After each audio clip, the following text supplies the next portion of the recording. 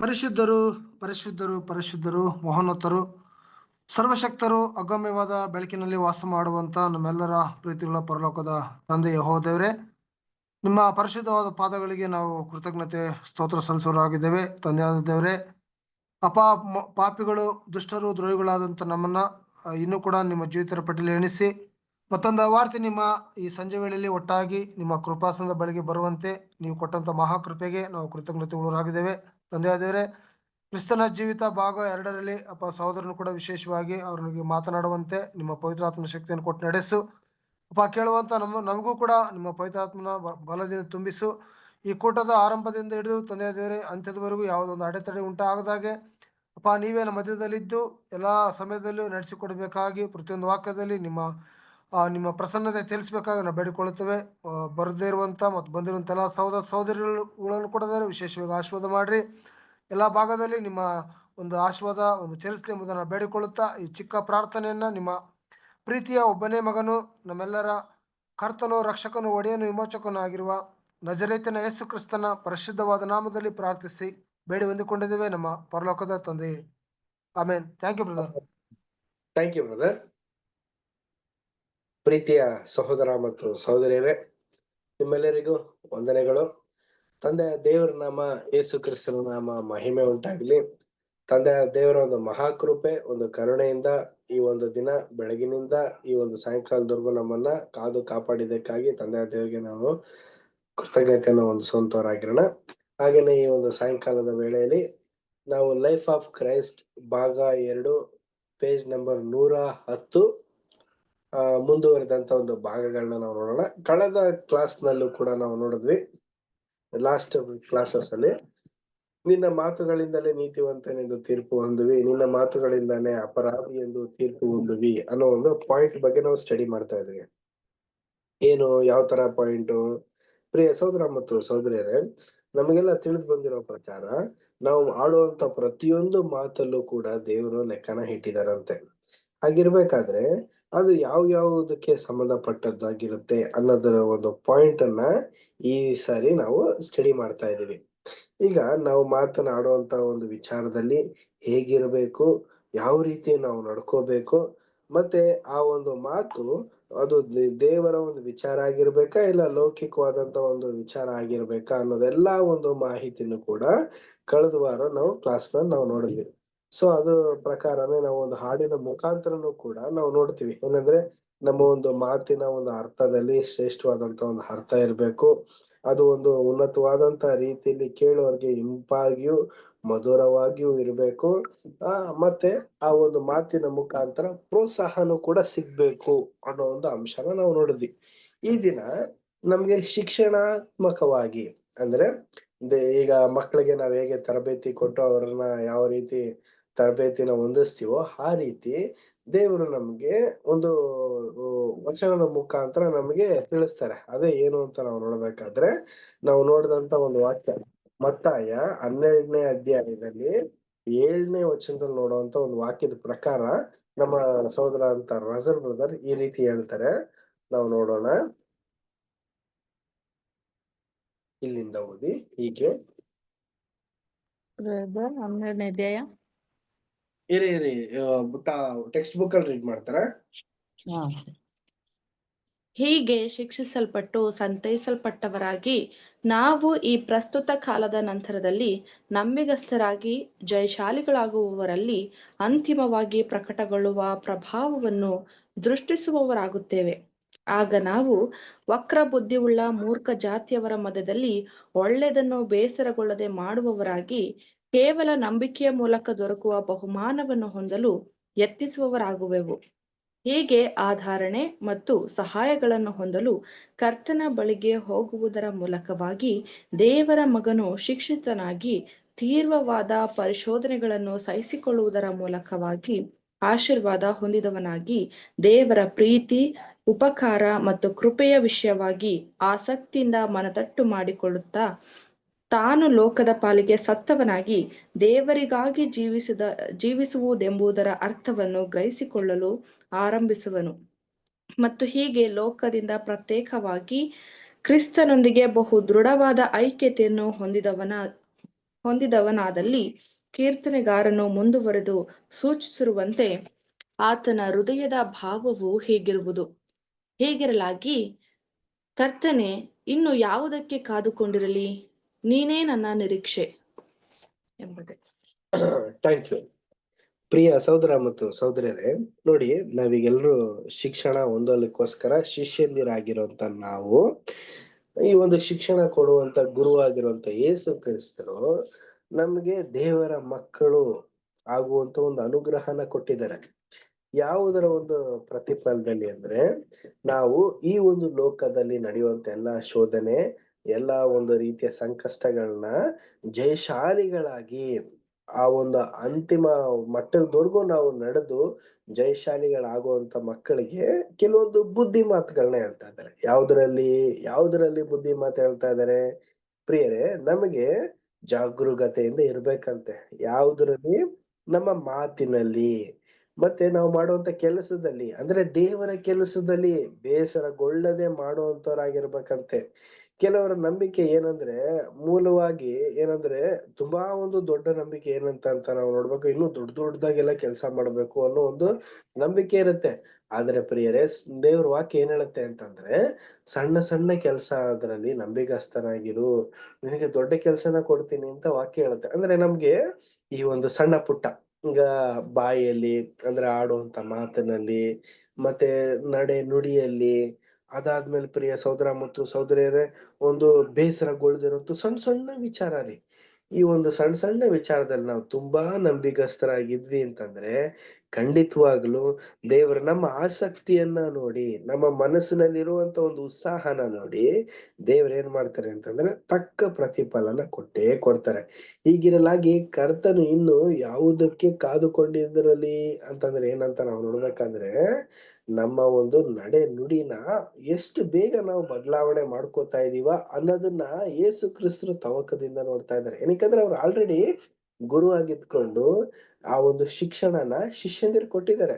ಈಗ ನಾವು ಕೂಡ ಶಿಷ್ಯಂದಿರಾಗಿರೋದ್ರಿಂದ ಇದನ್ನೆಲ್ಲ ಕೇಳಿ ಮರೆತು ಬಿಡದಾಗೆ ಶಿಕ್ಷಣನ ಹೊಂದಿ ಅದನ್ನ ಆ ಒಂದು ಕಾರ್ಯಸ್ಥಾನಕ್ಕೆ ತರಬೇಕು. ಇದೇ ನನ್ನ ನಿರೀಕ್ಷೆ.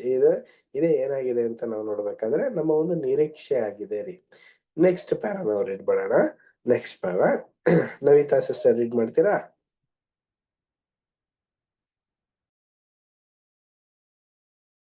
Okay brother, 110 page number.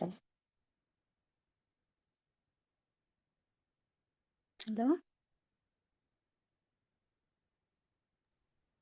ಹೇಳಿ ಸಿಸ್ಟರ್. 110 ಪೇಜ್ ನಂಬರ್ ಅಲ್ಲಿ page number 110, second column, first para.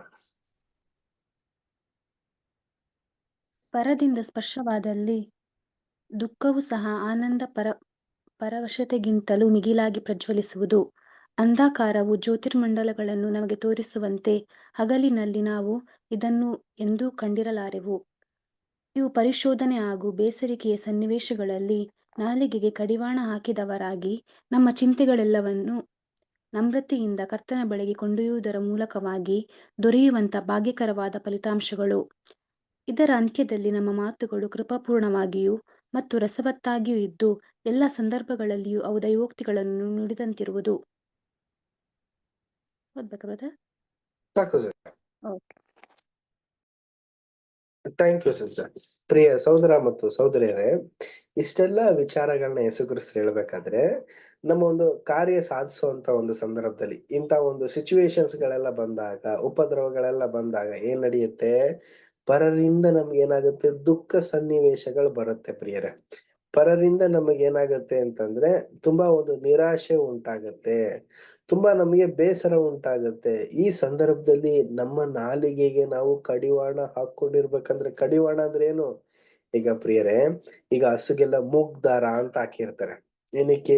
ದಾರ ಹಂಗೆ ಕತ್ಗೆ ಕಟ್ಬಿಡ್ಬೋದಾಗಿತ್ತಲ್ಲ, ಯಾಕೆ ಮೂಗಿಗೆ ಕಟ್ಟಿದ್ದಾರೆ ಅಂತಂದ್ರೆ, ಅದನ್ನ ಎಳೆದಾಗ ಆ ಹಸು ಈ ತರ ಕೆಲ್ಸ ಮಾಡ್ಬಾರ್ದು, ನಾನು ಈ ತರ ಮಾಡ್ಬೇಕು ಅನ್ನೋ ರೀತಿ ಅದು ಆಕ್ಟಿವೇಟ್ ಆಗುತ್ತೆ. ಅದೇ ತರಾನೇ ಪ್ರಿಯರೇ, ನಮ್ಮಲ್ಲೂ ಕೂಡ ನಾವು ಏನು ಮೂಗಿಗೆ ದಾರ ಹಾಕೋಬಿಡೋದ ಅಂದ್ರೆ ಇಲ್ಲ. ನಮ್ಮ ಒಂದು ಒಂದು ಒಂದು ಶೈಲಿ ಇರುತ್ತೆ. ಆ ಒಂದು ಶೈಲಿನ ನಾವು ತಕ್ಷಣ ತಗೊಬಂದ್ಬಿಟ್ಟು ಹಳೆ ಮನುಷ್ಯನ ರೀತಿ ವರ್ತನೆ ಮಾಡೋದಿದೆಯಲ್ಲ, ಅದನ್ನ ಮಾಡೋದಕ್ಕೆ ಹೋಗಲೇಬಾರದು ಪ್ರಿಯರೇ. ಈಗ ಹಳೆ ವ್ಯಕ್ತಿಯ ಒಂದು ವರ್ತನೆ ಅಂದ್ರೆ ಏನು? ಈಗ ತಕ್ಷಣ ಯಾರಾದ್ರೂ ಏನಾದ್ರು ಕೋಪ ಮಾಡ್ಕೊಂಡ್ಬಿಡೋದು, ಇದು ಹಳೆ ಸ್ವಭಾವ. ಅದೇ ಕಾನ್ಸಂಟ್ರೇಷನ್ ಆಗಿರುವಂತ ಮಕ್ಕಳು ಅದನ್ನ ಯೋಚನೆ ಮಾಡಿ ಅದನ್ನ ಮೆಲುಕನ್ನ ಹಾಕಿ ಅದಾದ ನಂತರ ಅದಕ್ಕೆ ಕೊಡುವಂತ ಒಂದು ಉತ್ತರ ಇರುತ್ತಲ್ಲ, ಅದು ಸಮಂಜಸವಾದಂತದ ಒಂದು ಉತ್ತರ ಆಗಿರುತ್ತೆ. ಹೀಗಿರ್ಬೇಕಾದ್ರೆ ಪ್ರಿಯರೇ, ನಮ್ ಕರ್ತನು ನಮಗೆ ನೋಡ್ತಿರೋದೇ ಇದು. ಏನಕ್ಕೆ ಅಂತಂದ್ರೆ, ನಮ್ಮಲ್ಲಿ ಮುಂದೆ ಬರುವಂತ ಒಂದು ಯುಗದಲ್ಲಿ ಇಡೀ ಲೋಕಕ್ಕೆ ಒಂದು ಮಾರ್ಗದರ್ಶಕವಾಗಿರುವಂತ ಒಂದು ಸಂದರ್ಭದಲ್ಲಿ ನಾವು ಆ ಒಂದು ಸಂದರ್ಭದಲ್ಲಿ ಯಾವ ರೀತಿ ನಾವು ರಸವತ್ತಾಗಿ ಮಾತನಾಡ್ತೀವೋ ಅದೇ ಪ್ರಕಾರನೇ ಇಲ್ಲೂ ಕೂಡ ನಡ್ಕೊಂಡು ಸರಿಯಾದ ರೀತಿಯಲ್ಲಿ ಸರಿಯಾದಂತ ಒಂದು ನಿರ್ಧಾರಗಳನ್ನ ತಕೊಂಡು ದೇವರಿಗೆ ಮೆಚ್ಚುಗೆಯಾಗಿ ನಾವು ನಡೆದ್ವಿ ಅಂದ್ರೆ, ದೈವೋಕ್ತಿನ ನಾವು ಒಳ್ಳೆ ರೀತಿಯಲ್ಲಿ ಅರ್ಥ ಮಾಡ್ಕೊಂಡು ತಿಳ್ಕೊಂಡಿದ್ವಿ ಅಂದ್ರೆ, ಖಂಡಿತವಾಗ್ಲು ಮುಂದೆ ಬರುವಂತ ಯುಗದಲ್ಲಿ ನಮಗೆ ಆ ಒಂದು ಮಹಾ ಕೃಪೆನ ಕೊಡೋದಕ್ ಸಾಧ್ಯ ಆಗತ್ತೆ. ನೆಕ್ಸ್ಟ್ ಪ್ಯಾರ ನಾವು ರೀಡ್ ಮಾಡೋಣ. ನೆಕ್ಸ್ಟ್ ಬೇರೆ ಯಾರ ಬಳಿ ಇದೆ ಟೆಕ್ಸ್ಟ್ ಬುಕ್? ಓದ್ಲಾ ಬ್ರದರ್? ಓದಿ ದಿವ್ಯಾ ಸಿಸ್ಟರ್.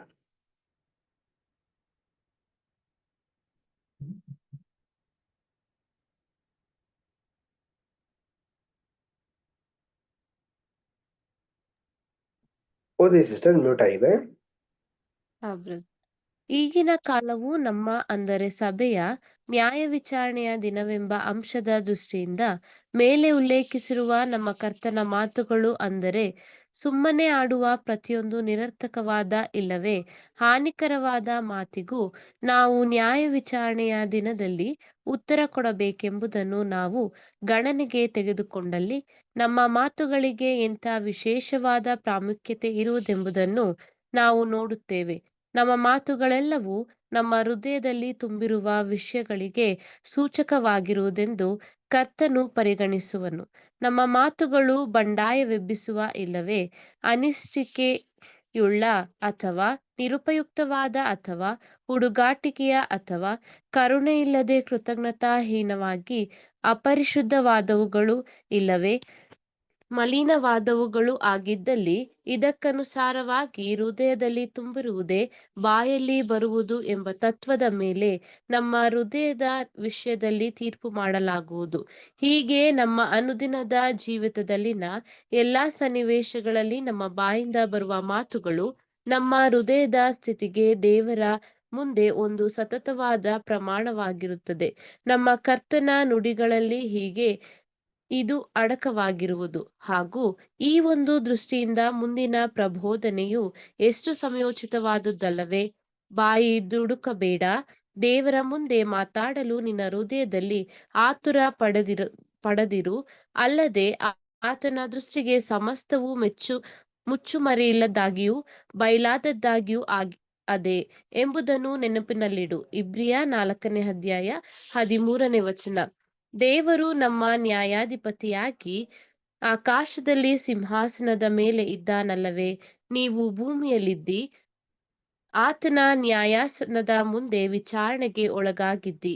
ಆದ ಕಾರಣ ನಿನ್ನ ಮಾತುಗಳು ಕೊಂಚವಾಗಿರಲಿ, ಅವುಗಳು ಉಚಿತಾಲೋಚನೆಯುಳ್ಳದ್ದಾಗಿಯೂ ವಿವೇಕವುಳ್ಳದ್ದಾಗಿಯೂ ಇದ್ದು ದೇವರ ಸಮ್ಮುಖದಲ್ಲಿ ನುಡಿದವುಗಳಂತಿರಲಿ. ಅವುಗಳು ದುಡುಕಿನದಾಗಲಿ ಆತುರವುಳ್ಳದ್ದಾಗಲಿ ಮತ್ತು ಕೆಡುಕಿನ ಉದ್ದೇಶವುಳ್ಳದ್ದಾಗಲಿ ಆಗದಿರಲಿ. Thank you brother. Thank you sister. ಪ್ರಿಯ ಸಹೋದರ ಮತ್ತು ಸಹೋದರರೇ, ನಾವು ಈ ಒಂದು ಕಾಲದಲ್ಲಿ ನಾವು ಜೀವಿಸ್ತಿರೋದ್ರಿಂದ, ಎಸ್ಪೆಷಲಿ ನಾವು ಸಭೆಯ ಒಂದು ಕಾಲದಲ್ಲಿದ್ದೀವಿ. ನಾವು ನ್ಯಾಯ ವಿಚಾರಣೆಯ ದಿನದಲ್ಲಿ ನಾವು ಇದು ಇರುವಂತ ಒಂದು ಸಾಧ್ಯತೆ ಹೆಚ್ಚಾಗಿದೆ ಪ್ರಿಯರೇ. ಹೀಗಿರ್ಬೇಕಾದ್ರೆ ನಾವು ಸುಮ್ಮನೆ ಆಡುವಂತ ಪ್ರತಿಯೊಂದು ಮಾತನ್ನು ಕೂಡ ನಿರಾಕರವಾಗಿ ಅದನ್ನು ನಮ್ಮನ್ನೇ ಹಾನಿ ಮಾಡುತ್ತೆ ಪ್ರಿಯರೇ. ಯಾವ ರೀತಿ?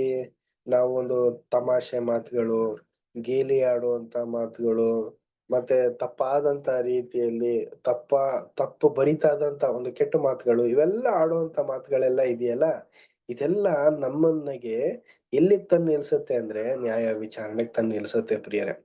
ಈ ಒಂದು ತಪ್ಪಾಗಿ ನಾವು ದುಡುಕಿ ಮಾತಾಡುವಂತ ಮಾತು ಕೂಡ ಇದಕ್ಕೆ ಸಂಬಂಧಪಟ್ಟದಾಗಿರುತ್ತೆ. ಈಗ ನಮ್ಗೆ ಪ್ರತಿದಿನವೂ ಕೂಡ ಈ ಒಂದು ಲೋಕದಲ್ಲಿ ನಾವು ಜೀವಿಸ್ತೀವಿ. ಆದಷ್ಟು ನಾವು ಏನ್ ಮಾಡ್ಬೇಕು ಅಂದ್ರೆ ಶುಭ್ರ ಮನಸ್ಥಿತಿನ ಹೊಂದೋದಕ್ಕೆ ನಮ್ಮ ಒಂದು ಹೃದಯನ ತವಕದಲ್ಲಿ ಇಟ್ಬೇಕು.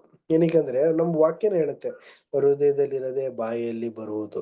ಈಗ ಹೃದಯದ ಒಂದು ಸ್ವಚ್ಛತೆ, ಒಂದು ಒಳ್ಳೆ ನಮ್ರತೆ, ಒಂದೊಳ್ಳೆ ಪ್ರೀತಿ ಭಾವನೆ ಅನ್ನೋದನ್ನ ನಾವು ಹೆಚ್ಚಾಗಿ ನಮ್ಮ ಹೃದಯದಲ್ಲಿ ನಾವು ತುಂಬಿಸ್ಕೊಂಡಿದ್ರೆ ಖಂಡಿತವಾಗ್ಲೂ ನಮ್ಮ ಮಾತಿನ ಶೈಲಿಲೂ ಕೂಡ ಅದೇ ಪರಿಜ್ಞಾನ ಹೊಂದಿರುತ್ತೆ. ಈಗ ನೋಡಿ, ಈಗ ಕೆಲವೊಂದು ಡಿಪಾರ್ಟ್ಮೆಂಟ್ ಅಲ್ಲಿ ಇರುವಂತ ಸಹೋದರ ಸಹೋದರಿಯರು ಏನ್ ಮಾಡ್ತಾರೆ ಅಂತಂದ್ರೆ, ಲೋಕದಲ್ಲಿ ಅವರು ಆ ಒಂದು ಕೆಲ್ಸನ ಹೆಚ್ಚಾಗಿ ಪ್ರೀತಿ ಮಾಡೋದ್ರಿಂದ ಅವ್ರೇನ್ ಮಾಡ್ತಾರೆ ಅಂತಂದ್ರೆ, ಬೇರೆ ಕಡೆ ಹೋದಾಗ್ಲೂ ಕೂಡ ಅದ್ರ ಬಗ್ಗೆನೇ ವರ್ಣನೆನ ಮಾಡ್ತಾರೆ ಹೊರತು ಬೇರೆದ್ರ ಬಗ್ಗೆ ವರ್ಣನೆನ ಮಾಡೋದಕ್ಕೆ ಹೋಗಲ್ಲ. ಹಾಗೇನೆ ದೇವರ ಮಕ್ಕಳು ಆಗಿರುವಂತ ನಾವುಗಳು ಕೂಡ ಆತ್ಮೀಯರೇ, ನಮ್ಮಲ್ಲೂ ಕೂಡ ಇಂತ ಒಂದು ವಿಶೇಷವಾದಂತ ಒಂದು ಸನ್ನಿವೇಶಗಳನ್ನ ನಾವು ಹಾದು ಹೋಗೋದ್ರಿಂದ ನಮ್ಮ ಹೃದಯನೂ ಕೂಡ ಕಲ್ಮಶಾನೆ ತುಂಬದಿರೋ ರೀತಿಯಲ್ಲಿ ಇರ್ಬೇಕು. ಹಾನಿ ಕಷ್ಟ ಉಳ್ಳಂತದ್ದು, ಒಂದು ಅಪರಾಧಿನ ನಿರಪರಾಧಿನ ಅಪರಾಧಿ ಮಾಡುವಂತದ್ದು, ಹೊಟ್ಟೆ ಕಿಚ್ಚು ಪಡುವಂತದ್ದು, ಕರುಣೆ ಇಲ್ದೇ ಇರೋ ರೀತಿ, ಕೃತಜ್ಞತೆ ತೋರಿಸ್ದೇ ಇರೋ ರೀತಿಯಲ್ಲಿ ಮಾತನಾಡುವಂತದ್ದು, ಇದೆಲ್ಲ ಇದೆಯಲ್ಲ, ಇದನ್ನೆಲ್ಲ ನಾವು ನಮ್ಮ ಒಂದು ಅಂತರಂಗದಲ್ಲಿರುವಂತ ಒಂದು ಬೇರೂರಿ ಇರುವಂತದ್ದು ಅದನ್ನೆಲ್ಲ ತೆಗೆದಾಕ್ಬೇಕು ಪ್ರಿಯರೇ. ಏನಕ್ಕೆ ಅಂದ್ರೆ ನಾವು ಹುಟ್ಟದಾಗ್ಲೇ ಇದನ್ನೆಲ್ಲ ಕಲ್ತ್ಬಿಟ್ಟಿರ್ತೀವಿ. ಬೆಳಿತಾ ಬೆಳಿತಾ ಇನ್ನು ಹೆಮ್ಮರವಾಗಿ ಕಲ್ತಿರ್ತೀವಿ. ಇದನ್ನ ತೆಗೆದಾಕ್ಬೇಕು. ಇದು ಒಂದು ಕೆಟ್ಟ ಒಂದು ಸ್ವಭಾವವಾಗಿದೆ. ಈ ಒಂದು ಸ್ವಭಾವನ ನಮ್ಮ ಮನಸ್ಸಿನಿಂದ ನಾವು ತೆಗೆದು ಹಾಕ್ಬೇಕು ಅಂದ್ರೆ ಒಂದು ದೇವರ ಒಂದು ಒಂದು ಆ ಒಂದು ಕೃಪೆನೇ ಬೇಕು, ಒಂದು ಗ್ರೇಸೇ ಬೇಕು, ಮತ್ತೆ ನಮ್ಮಲ್ಲಿ ಒಂದು ಪ್ರಾರ್ಥನೆ ಇರ್ಬೇಕು. ಈ ವಾಕ್ಯಗಳನ್ನ ಮನದಟ್ಟು ಮಾಡ್ಕೊಂಡಿದ್ರೇನೆ ಇದನ್ನ ನಾವು ಜಯಿಸೋದಕ್ ಸಾಧ್ಯ ಪ್ರಿಯರೇ. ಹಾಗೇನೆ ನಮ್ಗೆ ದೇವರ ಮುಂದೆ ಮಾಡುವಂತ ಒಂದು ಹಂಬಲತೆ ನಮ್ಮಲ್ಲಿ ಇರ್ಬೇಕಂತೆ. ಯಾವ ರೀತಿ ನೋಡಿ, ಒಂದು ವಾಕ್ಯದಲ್ಲೂ ಕೂಡ ಹೇಳ್ತಾರೆ ನೋಡಿ, ಇಬ್ರಿಯ 4ನೇ ಅಧ್ಯಾಯ 13ನೇ ವಚನ ಓದಿ. ಇಬ್ರಿಯ 4ನೇ ಅಧ್ಯಾಯ 13ನೇ ವಚನ. ನಾವು ಯಾವಾತನಿಗೆ ಲೆಕ್ಕ ಒಪ್ಪಿಸಬೇಕಾಗಿದೆಯೋ ಆತನ ದೃಷ್ಟಿಗೆ ಸಮಸ್ತವು ಮುಚ್ಚುಮರೆಯಿಲ್ಲದಾಗಿಯೂ ಬಲ್ಲದಾಗಿಯೂ ಅದೇ.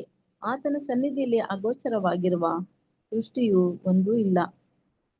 Thank you sister. ನೋಡಿದ್ರ, ಯೇಸು ಕ್ರಿಸ್ತನು ಕೂಡ ಏನ್ ಹೇಳ್ತಾ ಇದಾರೆ ಅಂತಂದ್ರೆ, ತಂದೆ ದೇವರಿಗೆ ಒಂದು ಮುಚ್ಚು ಮರೆ ಆಗುವಂತದ್ದೇ ಆಗ್ಲಿ, ಯಾವುದೇ ಒಂದು ಸನ್ನಿವೇಶನೇ ಆಗ್ಲಿ ಅಳತೆನೆ ಇರದವರಲ್ಲ. ಅಂದ್ರೆ ಎಲ್ಲಾನು ಕೂಡ ಗಮನ ಇಟ್ಟಿ ನೋಡ್ತಾ ಇದಾರೆ ಅಂತ ಅನ್ಬಿಟ್ಟೆ ಅರ್ಥ.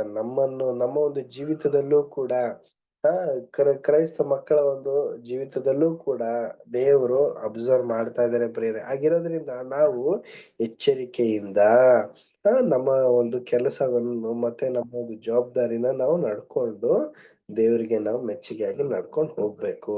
ನೆಕ್ಸ್ಟ್ ಪ್ಯಾರಾ ನಾವು ರೀಡ್ ಮಾಡೋಣ. ಅಲ್ಲದೆ ನಮ್ಮ ಮಾತುಗಳಿಂದ ಉದ್ಭವಿಸುವ ಜವಾಬ್ದಾರಿಯ ವಿಷಯವಾಗಿ ನಮ್ಮ ಕರ್ತನ ಹೇಳಿಕೆಯ ಅನುಸಾರ ಮತ್ತು ಸಹ ಬರೆದಿರುವುದೇನೆಂದರೆ, ಬಾಯನ್ನು ಕಾಯುವವನು ಜೀವವನ್ನು ಕಾಯುತ್ತಾನೆ, ತುಟಿಗಳನ್ನು ತೆರೆದು ಬಿಡುವವನು ನಾಶವಾಗುವನು. ಜ್ಞಾನೋಕ್ತಿ 13ನೇ ಅಧ್ಯಾಯ 3ನೇ ವಚನ. ಕೆಡುಕಿನ ವಿಷಯಕ್ಕಾಗಲಿ ಅಥವಾ ಹುಡುಗಾಟಿಕೆಯ ರೂಪದಲ್ಲಿ ಆಗಲಿ ಅಲುಗಾಡುವ ನಾಲಿಗೆಗೆ ಎಂತ ಭಯಾನಕವಾದ ಹೊಣೆಗಾರಿಕೆಯನ್ನು ಸೇರಿಸಲಾಗಿರುವುದು. ಅದು ದೇವರಿಗೂ ಸಹ ಅಗೌರವ ತರುವಂತದ್ದಾಗಿರುವುದು. ಮತ್ತು ಅಪೊಸ್ತಲನಾದ ಪೇತ್ರನ ಈ ಆದೇಶವು ಎಷ್ಟು ಅವಶ್ಯ. ಆದುದರಿಂದ ನೀವು ಜಿತೇಂದ್ರಿಯರಾಗಿಯೂ ಪ್ರಾರ್ಥನೆಗೆ ಸಿದ್ಧರಾಗಿರುವಂತೆ ಸ್ವಸ್ಥ ಚಿತ್ತರಾಗಿಯೂ ಇರ್ರಿ. 1 ಪೇತ್ರ 4ನೇ ಅಧ್ಯಾಯ 7ನೇ ವಚನ, 1 ಪೇತ್ರ 4ನೇ ಅಧ್ಯಾಯ 1ನೇ ಅಧ್ಯಾಯ 13ನೇ ವಚನ, 1 ಪೇತ್ರ 5ನೇ ಅಧ್ಯಾಯ 8ನೇ ವಚನ. ಥ್ಯಾಂಕ್ ಯು ಪ್ರಿಯ ಸಹೋದರ ಮತ್ತು ಸಹೋದರಿಯರೇ. ಇದಲ್ಲದೆ ನಮ್ಮ ಮಾತುಗಳಿಂದ ಉದ್ಭವಿಸುವಂತ ಒಂದು ಅಂದ್ರೆ ಏನು, ನಾವೀಗ ಮಾತನಾಡ್ತಾ ಇರ್ತೀವಿ ಅನ್ಕೊಳ್ಳಿ, ಏನೋ ಒಂದು ರೀತಿ ಒಬ್ರಿಗೆ ಹರ್ಟ್ ಆಗೋ ತರ ಮಾತಾಡ್ಬಿಡ್ತೀವಿ, ಒಬ್ರು ನೊಂದ್ಕೊಳ್ಳೋ ತರ ಮಾತಾಡ್ಬಿಡ್ತೀವಿ. ಆ ಒಂದು ಮಾತಿನಿಂದ ಅದು ಏನಾಗುತ್ತೆ ಅಂತಂದ್ರೆ ತುಂಬಾ ತುಂಬಾ ಪ್ರಿಯ ಸಹೋದರ ಮತ್ತು ಸಹೋದರರೇ, ಒಂದು ದೊಡ್ಡದೊಂದು ವಿನಾಶಕ್ಕೆ ಒಳಗಾಗತ್ತೆ ಪ್ರಿಯರೇ. ಇದು ಖಂಡಿತವಾಗ್ಲೂ ಆಗುತ್ತಾ ಅಂತಂದ್ರೆ ಖಂಡಿತವಾಗ್ಲೂ ಹಾಗೆ ಆಗುತ್ತೆ. ಏನಕ್ಕೆ ಅಂತಂದ್ರೆ ನಮ್ಮ ಒಂದು ನಾಲಿಗೆ ಏನಾಗಿದೆ, ನಮ್ಮ ಒಂದು ಬಾಯಿ ಏನಾಗಿದೆ ಅಂದ್ರೆ ಕತ್ತಿಗಿಂತ ಫುಲ್ ಶಾರ್ಪ್. ಒಬ್ಬ ವ್ಯಕ್ತಿಗೆ ನಾವು ತುಂಬಾ ಡಿಸ್ಕರೇಜ್ ಮಾಡ್ಬಿಟ್ವಿ ಅಂತಂದ್ರೆ ಆ ವ್ಯಕ್ತಿ ಏನಾಗ್ತಾನೆ ಅಂತಂದ್ರೆ ತನ್ನ ಜೀವ ಕಳ್ಕೊಳ್ಳುವಂತ ಒಂದು ಸಾಧ್ಯತೆನೂ ಕೂಡ ಇರುತ್ತೆ. ಈ ರೀತಿ ಇರೋದ್ರಿಂದ ನಮ್ಗೆ ಜ್ಞಾನೋಕ್ತಿಲಿ ಒಂದ್ ಮಾತು ಹೇಳ್ತಾರೆ, ನಾವ್ ಯಾವ ರೀತಿ ನಡ್ಕೋಬೇಕು, ಯಾವ ರೀತಿ ಇರ್ಬೇಕು. ಜ್ಞಾನೋಕ್ತಿ 13ನೇ ಅಧ್ಯಾಯ 3ನೇ ವಚನ. ಜ್ಞಾನೋಕ್ತಿ 13:3.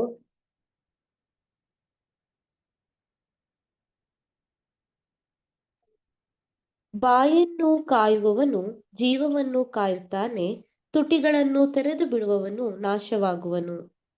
ನೋಡಿದ್ರ ಆತ್ಮೀಯರೇ, ನಮ್ಮ ಬಾಯಿಗಳನ್ನ ಕಾಯುವವನು ಏನಾಗಿರ್ತಾನೆ ಅಂತಂದ್ರೆ ಜೀವವನ್ನು ಕಾಯುತ್ತಾನೆ. ಅಂದ್ರೆ ತನ್ನ ಜೀವ ಕಾಪಾಡಿಕೊಳ್ಳೋದಲ್ದೆ ಸ್ವಂತದವರು, ನೆರೆಯವರು, ಸಹೋದರ ಸಹೋದರಿಯರು, ಇಡೀ ಲೋಕದಲ್ಲಿರುವಂತ ಎಲ್ಲರ ಮುಂದೆನೂ ಕೂಡ ಅವರ ಒಂದು ಜೀವವನ್ನು ಕಾಪಾಡ್ಕೊಳ್ಳೋದಕ್ಕೆ ಯುಕ್ತನಾಗಿರ್ತಾನೆ ಪ್ರಿಯರೇ. ಅದೇ ತುಟಿನ ತೆರೆದು ಬಿಡೋನು, ಸುಮ್ನೆ ಮಾತನಾಡೋದು, ತಪ್ಪಾಗಿ ಮಾತನಾಡೋದು, ಒಂದು ಒಂದು ಹೀಯಾಳಿಸುವಂಥದ್ದು, ಒಂದು ರೇಗಿಸುವಂಥದ್ದು, ಏನೋ ಒಂದು ಹರಿ ಬಿಡ್ದು ಬಿಡೋದು, ಅಂದ್ರೆ ಏನೋ ಒಂದು ಹೇಳ್ಬಿಡೋದು, ಕಟ್ಟು ಕಥೆಗಳನ್ನ ಹೇಳ್ಬಿಡೋದು. ಈ ರೀತಿ ಮಾಡೋನ ಒಂದು ಪರಿಸ್ಥಿತಿ ಏನಾಗತ್ತೆ ಅಂತಂದ್ರೆ ನಾಶನವಾಗುತ್ತಂತೆ ಆತ್ಮೀಯರೇ. ಈಗಿರ್ಬೇಕಾದ್ರೆ ಈ ತರ ಯಾರಾದ್ರೂ ಮಾಡ್ಕೊಂಡು ಈ ತರ ಒಂದು ಸನ್ನಿವೇಶಕ್ಕೆ ಒಳಗಾಗಿದಾರ ಅಂದ್ರೆ ನಮ್ಗೆ ಸತ್ಯ ತುಂಬಾ ಕಡೆ ಇದೆ. ಆದ್ರೆ ಪ್ರಿಯ ಸಹೋದರ ಮತ್ತು ಸಹೋದರ, ನಮ್ಗೆ ಪಾಠದಲ್ಲಿ ಏನ್ ಹೇಳ್ತಾ ಇದಾರೆ ಅಂದ್ರೆ ನಮ್ಮ ಅಪೊಸ್ತಲಗಳನ್ನ ನೋಡಿ, ನಮ್ ಶಿಷ್ಯ ಅವ್ರೆಲ್ರು ಏನ್ ಮಾಡಿದಾರೆ ಅಂತಂದ್ರೆ ಅವ್ರು ಈ ತರ ಎಲ್ಲೂ ಎಡು ಬೀಳದಂತೆನೆ ಅವರು ಅವರ ಒಂದು ಜಿತೇಂದ್ರಿಯವಾಗಿ ಅಂದ್ರೆ ಸಂಪೂರ್ಣ ಮನಸ್ಥಿತಿಯಿಂದ ಪ್ರಾರ್ಥನೆಗೆ ಸಿದ್ಧರಾಗುವಂತೆ ಸ್ವಚ್ಛತೆಯಿಂದ ಇದ್ರಂತೆ. ಅಂದ್ರೆ ಈಗ ನಾವೇನಾದ್ರೂ ಪ್ರೇಯರ್ ಮಾಡ್ಬೇಕಾದ್ರೆ ಹೆಂಗೆ ಗಂಭೀರವಾಗಿರ್ತೀವಿ, ಹೆಂಗೆ ಮೌನವಾಗಿ ಆ ಒಂದು ಪದಗಳನ್ನ ಎಲ್ಲ ಅಂತರಂಗದಲ್ಲಿ ಧ್ಯಾನಿಸ್ತಿರ್ತೀವಿ. ಒಬ್ಬ ಸಹೋದರಿ ಏನೋ ಪ್ರಾರ್ಥನೆ ಮಾಡ್ಬೇಕಾದ್ರೆ ಅದನ್ನ ನಾವು ಯಾವ ರೀತಿ ನಾವು ಮೆಲುಕನ್ನ ಹಾಕಿ ಅದ್ರ ಪ್ರಕಾರ ನಾವು ಕೊನೆಗೆ ಆಮೇನ್ ಅನ್ನೋದೆಲ್ಲ ಇದೆಯಲ್ಲ, ಈ ರೀತಿನೇ ನಮ್ಮ ಒಂದು ಮಾತಿನ ಶೈಲಿ ಇರ್ಬೇಕು ಪ್ರಿಯರೇ. ನಮ್ಮ ಒಂದು ಮಾತಿನ ಶೈಲಿಲಿ ತಪ್ಪಾದಂತ ವರ್ತನೆಗಳು ಎಲ್ಲೇ ಬಂದ್ರೂ ಕೂಡ ನಾವು ಆದಷ್ಟು ನಾವು ಕಡಿವಾಣ ಹಾಕೋಬೇಕು. 1 ಪೇತ್ರ 4ನೇ ಅಧ್ಯಾಯ 7ನೇ ವಚನ. ಎಲ್ಲವುಗಳ ಅಂತ್ಯವು ಹತ್ತಿರವಾಗಿದೆ, ಆದುದರಿಂದ ನೀವು ಜಿತೇಂದ್ರಿಯರಾಗಿಯೂ ಪ್ರಾರ್ಥನೆಗೆ ಸಿದ್ಧವಾಗಿರುವಂತೆ ಸ್ವಸ್ಥಚಿತ್ತರಾಗಿಯೂ ಇರ್ರಿ. ನೋಡಿ ಆದುದರಿಂದ ನೀವು ಹೇಗಿರ್ಬೇಕು, ನಾವು ಜಿತೇಂದ್ರಿಯಾಗಿರ್ಬೇಕು, ಒನ್ನೆಸ್ ಇರ್ಬೇಕು. ನಮ್ಮಲ್ಲಿ ಪ್ರಾರ್ಥನೆಗೆ ಸಿದ್ಧರಾಗುವಂತೆ ಸ್ವಸ್ಥತೆಯಿಂದ ಇರ್ಬೇಕು. ಅಂದ್ರೆ ನಮ್ಮ ಜೀವನ ಶೈಲಿ ಪೂರ್ತಿ ನಮ್ಗೆ ಕೊಟ್ಟಿರೋದು ದೇವ್ರು 24 ಗಂಟೆ ಟೈಮ್ ಪ್ರಿಯರೇ. 8 ಅವರ್ 7 ಅವರ್ ನಾವು ನಿದ್ದೆ ಮಾಡೇ ಮಾಡ್ತೀವಿ. ಮಿಕ್ಕಿರೋ ಪ್ರಿಯ ಸಹೋದರ ಮತ್ತು ಸಹೋದರ 16 ಗಂಟೆಗಳ ಕಾಲ ಕೆಲಸಗಳಲ್ಲೇ ಆಗ್ಲಿ, ಒಬ್ಬರನ್ನ ಸನ್ಸುವಂತದ್ದೇ ಆಗ್ಲಿ, ಒಂದು ಬೇರೆ ಒಂದು ಹೊಸ್ತಾದಂತ ವ್ಯಕ್ತಿಗಳನ್ನ ನೋಡೋದೇ ಆಗ್ಲಿ, ಈ ರೀತಿ ಸಂದರ್ಭದಲ್ಲೆಲ್ಲಾನು ಕೂಡ ನಾವು ಪ್ರಾರ್ಥನೆ ಹೆಂಗಿರ್ತದೋ ಆ ರೀತಿ 24 ಅವರ್ಸ್ ಕೂಡ ನಮ್ಮ ಒಂದು ಪ್ರಾರ್ಥನೆ ನಾವು ಪ್ರೇಯರ್ ಮಾಡ್ಬೇಕಾದ್ರೆ ಹೆಂಗೆ ನಾವು ಒಂದು ಒಳ್ಳೆ ಮಾತುಗಳಿಂದ ಒಳ್ಳೆ ಗಂಭೀರವಾಗಿ ಹೆಂಗ್ ಮಾಡ್ತೀವೋ ಅದೇ ಪ್ರಕಾರನೇ ಉಳಿದ ದಿನ ಪೂರ್ತಿನೂ ಕೂಡ, ಉಳಿದ ಸಮಯ ಪೂರ್ತಿ ಕೂಡ ಆ ರೀತಿನೇ ಬದುಕ್ಬೇಕು. ಅದೇ ಪ್ರಾರ್ಥನೆ ಪ್ರಿಯರೇ ನಮ್ಮ ಒಂದು ಜೀವನದಲ್ಲಿ. ಈಗ ಜಸ್ಟ್ ಒಂದ್ 5 ನಿಮಿಷ ಮಾಡ್ಬಿಡೋದು, 10 ನಿಮಿಷ ಮಾಡ್ಬಿಡೋದು, ಅರ್ಧ ಗಂಟೆ ಮಾಡೋರು ಇದಾರೆ, 1 ಅವರ್ ಎಲ್ಲ ಮಾಡೋರು ಇದಾರೆ, ಏನು ಪ್ರಯೋಜನ ಇಲ್ಲ ಪ್ರಿಯರೇ. ಆದ್ರೆ ನಡ್ಕೊಳ್ಳೋದಿದೆಯಲ್ಲ, ಆ ಪ್ರಾರ್ಥನೆ ತರಾನೇ ಒಂದು ದಿನ ಪೂರ್ತಿ ಇದ್ಕೊಂಡು ತಿಂಗಳಾಂಗಟ್ಲೆ ವರ್ಷಾಂಗಟ್ಲೆ ಅವನ ಒಂದು ಕಾನ್ಸಂಟ್ರೇಷನ್ ಲೈಫ್ ಕಂಪ್ಲೀಟ್ ಆಗೋವರೆಗೂನುವೆ ಆ ಒಂದು ಶೈಲಿ ಬದುಕ್ತಾರಲ್ಲ, ಆ ಮಕ್ಕಳಿಗೆ ದೇವರು ಖಂಡಿತವಾಗ್ಲು ಅಂತ ವಿಶೇಷವಾದಂತ ಒಂದು ರಾಜ್ಯನ ಅವ್ರು ಕೊಡೋದಕ್ಕೆ ಸಿದ್ಧವಾಗಿ ನಿಂತಿರ್ತಾರೆ. ನೆಕ್ಸ್ಟ್ ಇನ್ನೊಂದು ವಾಕ್ಯ ಓದೋಣ. 1 ಪೇತ್ರ 1ನೇ ಅಧ್ಯಾಯ 13ನೇ ವಚನ.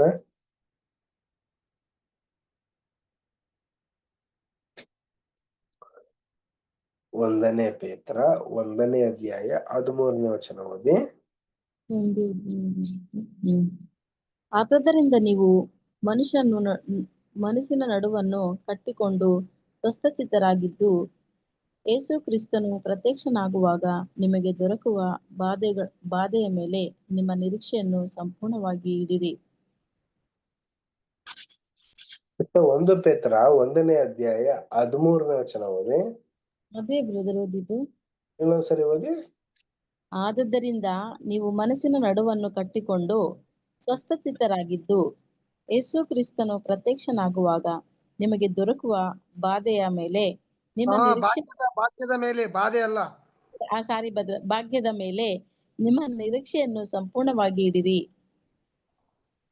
Thank you sister. ಪ್ರಿಯ ಸಹೋದರ ಮತ್ತು ಸಹೋದರಿಯರೇ, ನಮ್ಮ ಮನಸ್ಸಿನಲ್ಲಿ ನಡೆಯುವಂತ ಒಂದು ಕೆಟ್ಟ ಅಂದ್ರೆ ಏನೇ ಒಂದು ಸನ್ನಿವೇಶ ನಡೆದ್ರು ಕೂಡ ನಾವು ಸ್ವಸ್ಥ ಚಿತ್ತತೆಯಿಂದ ಇರ್ಬೇಕಂತೆ. ಯೇಸು ಕ್ರಿಸ್ತರ ಮೇಲೆ ಒಂದು ದೊರಕದಂತ ಒಂದು ಭಾಗ್ಯ ಇದೆಯಲ್ಲ, ಅದನ್ನ ನಿರೀಕ್ಷಿಸ್ಕೊಂಡು ಇರ್ಬೇಕಂತೆ. ಯಾಕೆ ಅಂತಂದ್ರೆ ನಮ್ಮ ಒಂದು ಜೀವನದಲ್ಲಿ ನಾವು ಬೇಕೆಂತಲೂ ಮಾಡಿರುವಂತ ಒಂದು ತಪ್ಪುಗಳು ಇದೆ, ಗೊತ್ತಿಲ್ಲದೆ ಆಗಿರುವಂತ ಒಂದು ತಪ್ಪುಗಳಿದೆ. ಆದ್ರೆ ಈ ಎಲ್ಲಾ ತಪ್ಪುಗಳಿಂದ ನಮಗೆ ಬರೋದೇ ಎಲ್ಲಿ ಅಂತಂದ್ರೆ ನಾವು ಮಾಡಿರುವಂತ ಒಂದು ಬಾಯಿನಿಂದ ಆಡದಂತ ಒಂದು ಮಾತಿನಿಂದಲೇ ಬಂದಿರತ್ತೆ. ಆದ್ರಿಂದ ನಾವು ದೇವರಿಗೆ ಮೆಚ್ಚುಗೆಯಾಗಿ ಕ್ರಿಸ್ತನ್ಗೆ ಅಂಗೀಕರಿಸುವಂತ ರೀತಿಯಲ್ಲಿ ನಮ್ಮ ಜೀವನ ಶೈಲಿ ನಡ್ಕೊಂಡು ಹೋಗ್ತಾ ಇದ್ರೆ ಆದಷ್ಟು ತಿದ್ಕೊಂಡು ನಾವು ನಂಬಿಗಸ್ತರಾಗಿರೋದಕ್ಕೆ ಸಾಧ್ಯ. ಇನ್ನೊಂದು ಅದೇ ಅಧ್ಯಾಯ 5ನೇ ಅಧ್ಯಾಯ 8ನೇ ವಚನ ಓದಿ. ಸ್ವಸ್ಥಚಿತ್ತರಾಗಿರಿ, ಎಚ್ಚರವಾಗಿರಿ. ನಿಮ್ಮ ವಿರೋಧಿಯಾಗಿರುವ ಸೈತಾನನು ಗರ್ಜಿಸುವ ಸಿಂಹದೋಪಾದಿಯಲ್ಲಿ ಯಾರನ್ನು ನುಂಗಲಿ ಎಂದು ಹುಡುಕುತ್ತಾ ತಿರುಗುತ್ತಾನೆ. ಪ್ರಿಯರೇ, ನಾವೆಲ್ಲಿ ಬಿದ್ದೋಗ್ತೀವಿ ಅಂತಂದ್ರೆ ನಮ್ಮ ಒಂದು ಶೋಧನೆಗಳು ಬಂದಾಗ ನಾವು ಬಿದ್ದೋಗದೆ ಬಾಯಿ ಮಾತಿನಲ್ಲಿ. ಆಗ ಸೈತಾನನು ಯಾವ ರೀತಿ ನಮ್ಮನ್ನ ಹೊಂಚಾಕಿರ್ತಾನೆ ಅಂತಂದ್ರೆ ಗರ್ಜಿಸುವ ಸಿಂಹೋತ್ಪಾದಿಯಲ್ಲಿ. ಅಂದ್ರೆ ಏನು ಪ್ರಿಯ ಸಹೋದರ ಮತ್ತು ಸಹೋದರರೇ, ಕಾಡಲ್ಲಿ ಈಗ ಸಿಂಹ ಹೋಗಿ ಬೇಟೆ ಆಡತ್ತ ಅಂದ್ರೆ ಇಲ್ಲ, ಅದು ಒಂದ್ಸರಿ ಗರ್ಜನೆ ಮಾಡಿದ್ರೆ ಸಾಕು, ಆ ಒಂದ್ ಸೌಂಡ್ಗೆನೆ ಆ ಕಡೆ ಈ ಕಡೆ ಎಲ್ಲಾ ಪ್ರಾಣಿಗಳು ಓಡಾಡ್ತಾ ಇರುತ್ತೆ, ತಕ್ಷಣ ಅದ್ರ ಬಾಯಿಗೆ ಬಂದು ಸಿಗಾಕೊಂಡ್ಬಿಡುತ್ತೆ. ಆ ತರ ಪ್ರಿಯರೇ, ಹಾಗೆ ಸೈತಾನನು ನಮ್ಮನ್ನ ಹೊಂಚಾಕ್ತಾ ಇರ್ತಾನೆ. ಅವನು ಯಾವ ರೀತಿಯಾದ್ರೂ ನಮ್ಮನ್ನ ಟಕಲ್ ಮಾಡ್ಬಿಡ್ಬೋದು. ಮೈನ್ ಆಗಿ ಎಲ್ಲಿ ಬಿದ್ದೋಗ್ತೀವಿ, ನಮ್ಮ ಒಂದು ಬಾಯಿನಲ್ಲೇನೆ, ಆ ಒಂದು ಗುಣದಲ್ಲೇ ನಾವು ಸೋತೋಗ್ತೀವಿ. ಆದ್ರಿಂದ ನಾವು ಎಚ್ಚರಿಕೆಯಿಂದ ಇರ್ಬೇಕು. ನಾವು ನಮ್ಮ ಒಂದು ದಿನನಿತ್ಯ ನಡೆಯುವಂತ ಒಂದು ಘಟನೆಗಳಲ್ಲೇ ಆಗ್ಲಿ, ಅನುದಿನವೂ ಇರುವಂತ ಒಂದು ವೈಯಕ್ತಿಕವಾದಂತ ಒಂದು ಕರ್ತವ್ಯಗಳಲ್ಲೇ ಆಗ್ಲಿ ಆದಷ್ಟು ಎಚ್ಚರಿಕೆಯಿಂದ ಇದ್ಕೊಂಡು ನಮ್ಮ ಒಂದು ಜೀವನನ ನಾವು ನಡೆಸಬೇಕಾಗಿದೆ. ನೆಕ್ಸ್ಟ್ ಪ್ಯಾರ ನಾವು ರೀಡ್ ಮಾಡೋಣ. Next para Navita sister read ಮಾಡ್ತೀರಾ?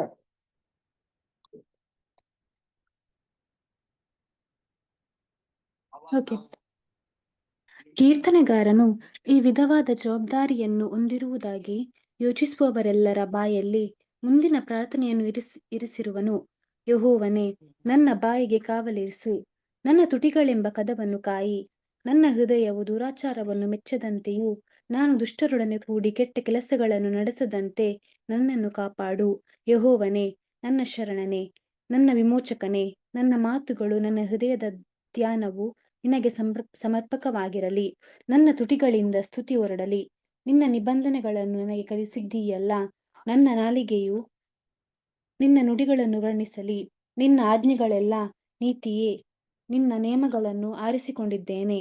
ನಿನ್ನ ಕೈ ನನಗೆ ನೆರವಾಗಲಿ. ಯೆಹೋವನೇ, ಪಾಪಗಳೆಲ್ಲವುಗಳಿಂದ ಮತ್ತು ಪರಿಪೂರ್ಣತೆ ಹೊಂದುವುದಕ್ಕಾಗಿ ಮತ್ತು ಪರಿಶುದ್ಧತ್ವವೆಂಬ ಭೂಷಣವನ್ನು ಧರಿಸುವ ಸಲುವಾಗಿ ನಿನ್ನಿಂದುಂಟಾಗುವ ರಕ್ಷಣೆಯನ್ನು ಕೋರುತ್ತೇನೆ. ನಿನ್ನ ಧರ್ಮಶಾಸ್ತ್ರವೇ ನನ್ನ ಆನಂದವು. ಕೀರ್ತನೆ 141, 3-4, 19, 14, 119, 171, 174. Thank you brother. Thank you sister. ಪ್ರಿಯ ಸಹೋದರ ಮತ್ತು ಸಹೋದರಿಯರೇ, ದಾವೀದ್ರು ಅವ್ರು ಏನ್ ಮಾಡ್ತಿದಾರೆ, ಒಂದು ಕೀರ್ತನೆಯನ್ನ ರಚಿಸ್ತಾ ಇದ್ದಾರೆ. ಈಗ ನೋಡಿದಂತ ಒಂದು 141, 19ನೇ ಅಧ್ಯಾಯ ಮತ್ತೆ 119ನೇ ಅಧ್ಯಾಯ, ಇದನ್ನೆಲ್ಲಾನು ಕೂಡ ನೀವೊಂದು ಮಾತಿನ ಶೈಲಿ ಬಗ್ಗೆನೇ ಮಾತಾಡಿದರೆ ಪ್ರಿಯರೇ. ಅವರ ಒಂದು ಪ್ರಾರ್ಥನೆ ಹೀಗಿತ್ತು. ಯಾವ ರೀತಿ ಇತ್ತು? ಯೆಹೋವನೇ, ನನ್ನ ಬಾಯಿಗೆ ಕಾವಲಾಗಿರಿಸು. ನೋಡಿ, ಇದು ಬರೀ ದಾವೀದಗಲ್ಲ ಪ್ರಿಯ ಸಹೋದರ ಮತ್ತು ಸಹೋದರ, ನಮಗೂ ಕೂಡ ಪ್ರಾರ್ಥನೆನೇ ಇದು. ನಾವು ಮಾಡುವಂತ ಒಂದು ಪ್ರಾರ್ಥನೆಯಲ್ಲಿ ಇದನ್ನ ನಾವು ನೆನೆಸ್ಕೋಬೇಕು. ದೇವರು ನಮ್ಮ ಬಾಯಿನ ಕಾವಲಿರಿಸ್ಬೇಕು. ಏನಕ್ಕೆ ಅಂದ್ರೆ ನನ್ನ ತುಟಿಗಳಿಂದ ಏನಾಗತ್ತೆ ಅಂತ ನಾವು ನೋಡ್ಬೇಕಾದ್ರೆ ಕದನವನ್ನು ಕಾಯಿ ಅಂತಂದ್ರೆ ಏನಂತ ನಾವು ನೋಡ್ಬೇಕಾದ್ರೆ ಏನಾದ್ರೂ ಒಂದು ತಪ್ಪಾದಂತ ರೀತಿಯಲ್ಲಿ ತಪ್ಪಾದಂತ ಒಂದು ಸನ್ನಿವೇಶಕ್ಕೆ ಒಳಗಾಗದಿರೋ ರೀತಿಯಲ್ಲಿ ನನ್ನ ಕಾಯಿಲಿ ಅನ್ಬಿಟ್ಟು ನಾವು ಕೇಳ್ಕೊಬೇಕು ಪ್ರಿಯರೇ. ನಮ್ಮ ಹೃದಯ ಏನಾಗುತ್ತೆ, ದುರಾಚಾರಕ್ಕೆ ಮೆಚ್ಚುಗೆ ಆಗುವಂತ ತಪ್ಪಾದಂತ ರೀತಿಯಲ್ಲಿ ಅಂದ್ರೆ ಆಲೋಚನೆ ಮಾಡೋ ತರ ಇರಬಾರ್ದು ಪ್ರಿಯರೇ. ಈಗ ಏನಕ್ಕೆ ಅಂದ್ರೆ ನಮ್ಮ ಒಂದು ಹೃದಯ ಏನ್ ಮಾಡುತ್ತೆ, ನಮ್ಮ ಆಲೋಚನೆ ಏನ್ ಮಾಡುತ್ತೆ, ಏನೇನೋ ಆಲೋಚನೆ ಮಾಡುತ್ತೆ, ಏನೇನೋ ಬೇಕು ಅನ್ನುತ್ತೆ, ಏನೇನೋ ಸಾಧಿಸ್ಬೇಕು ಅನ್ಸುತ್ತೆ. ಆದ್ರೆ ಅದ್ರ ಪ್ರಕಾರ ನಾವು ಹೋದ್ರೆ ಲೌಕಿಕವಾಗಿ ನಾವು ಜೀವಿಸ್ಬೇಕಾಗಿರುತ್ತೆ. ಆದ್ರೆ ಪ್ರಿಯರೇ, ಇಂತ ಒಂದು ತಪ್ಪಾದಂತ ಒಂದು ಸನ್ನಿವೇಶಗಳಿಗೆ ಹೋಗ್ದಿರೋ ರೀತಿಯಲ್ಲಿ ದೇವ್ರನ್ನ ಕಾಪಾಡ್ಲಿ ಅನ್ಬಿಟ್ಟು ನಮ್ಮ ಒಂದು ಪ್ರಾರ್ಥನೆ ಆಗಿರ್ಬೇಕು. ದೇವರು ನನ್ನನ್ನ ಕಾಪಾಡುವಂತೆ ಅಂತ ಅನ್ನೋ ತರ ನಾವು ಕೇಳ್ಕೊಬೇಕು. ಯೆಹೋವನು ನನ್ನ ಶರಣನಾಗಿದ್ದಾನೆ. ಏನಕ್ಕೆ ಅಂತಂದ್ರೆ ಪ್ರಿಯರೇ, ನಾವು ನಂಬಿರೋದು ಎಂತ ದೇವ್ರನ್ನ, ಭೂಮಿ ಆಕಾಶ ಇಡೀ ಭೂಮಂಡಲಗಳು ಗಗನ ನಕ್ಷತ್ರ ಗಣಗಳನ್ನೆಲ್ಲ ಉಂಟು ಮಾಡಿದಂತ ತಂದೆಯ ದೇವರು ಮತ್ತೆ ಯೇಸು ಕ್ರಿಸ್ತನ ನಾವು ನಂಬಿರೋದ್ರಿಂದ ಪ್ರಿಯರೇ, ನಾವು ಇಂತ ಒಂದು ಸಣ್ಣ ಪುಟ್ಟ ಒಂದು ಗುಣಗಳನ್ನ ಹೊಂದ್ಕೊಳ್ಳೋದಕ್ಕೋಸ್ಕರ ನಾವು ತವಕ ಪಡ್ತಿರೋದನ್ನ ದೇವರು ನೋಡಿ ಏನ್ ಮಾಡ್ತಾರೆ ಅಂತಂದ್ರೆ, ಕನಿಕರ ಪಟ್ಟು ತನ್ನ ಹೃದಯದನ್ನ ಒಂದು ಧನ್ಯತೆ ಸ್ವಭಾವದಲ್ಲಿರುವಂತ ಮಕ್ಕಳಿಗೆ ಇದನ್ನ ಖಂಡಿತವಾಗ್ಲೂ ಕೊಟ್ಟೇ ಕೊಡ್ತಾರೆ. ಆಗ ನಮ್ಮ ತುಟಿಗಳೇ ಆಗ್ಲಿ, ನಮ್ಮ ಮನಸ್ಸೇ ಆಗಲಿ, ಎಲ್ಲವೂ ಕೂಡ ಸ್ವಸ್ಥತೆಯಿಂದ ಸಂಪೂರ್ಣವಾದಂತ ಒಳ್ಳೆ ಮನಸ್ಸಿನಿಂದ ನಾವು ಮಾತನಾಡೋದಕ್ಕೆ ಸಾಧ್ಯ ಆಗಿರುತ್ತಂತೆ ಪ್ರಿಯರೇ. ಕೀರ್ತನೆ 141 ಅಧ್ಯಾಯ 3ನೇ ವಚನ 4ನೇ ವಚನ ಓದಿ. ಯೆಹೋವನೇ ಬಾಯಿಗೆ ಕಾವಲಿರಿಸು, ನನ್ನ ತುಟಿಗಳೆಂಬ ಕದವನ್ನು ಕಾಯಿ. ನನ್ನ ಹೃದಯವು ದುರಾಚಾರವನ್ನು ಮೆಚ್ಚದಂತೆ, ನಾನು ದುಷ್ಟರೊಡನೆ ಕೂಡಿ ಕೆಟ್ಟ ಕೆಲಸಗಳನ್ನು ನಡೆಸದಂತೆ ನನ್ನನ್ನು ಕಾಪಾಡು. ಅವರ ಭೃಷ್ಟನವು ನನಗೆ ಬೇಡವೇ ಬೇಡ.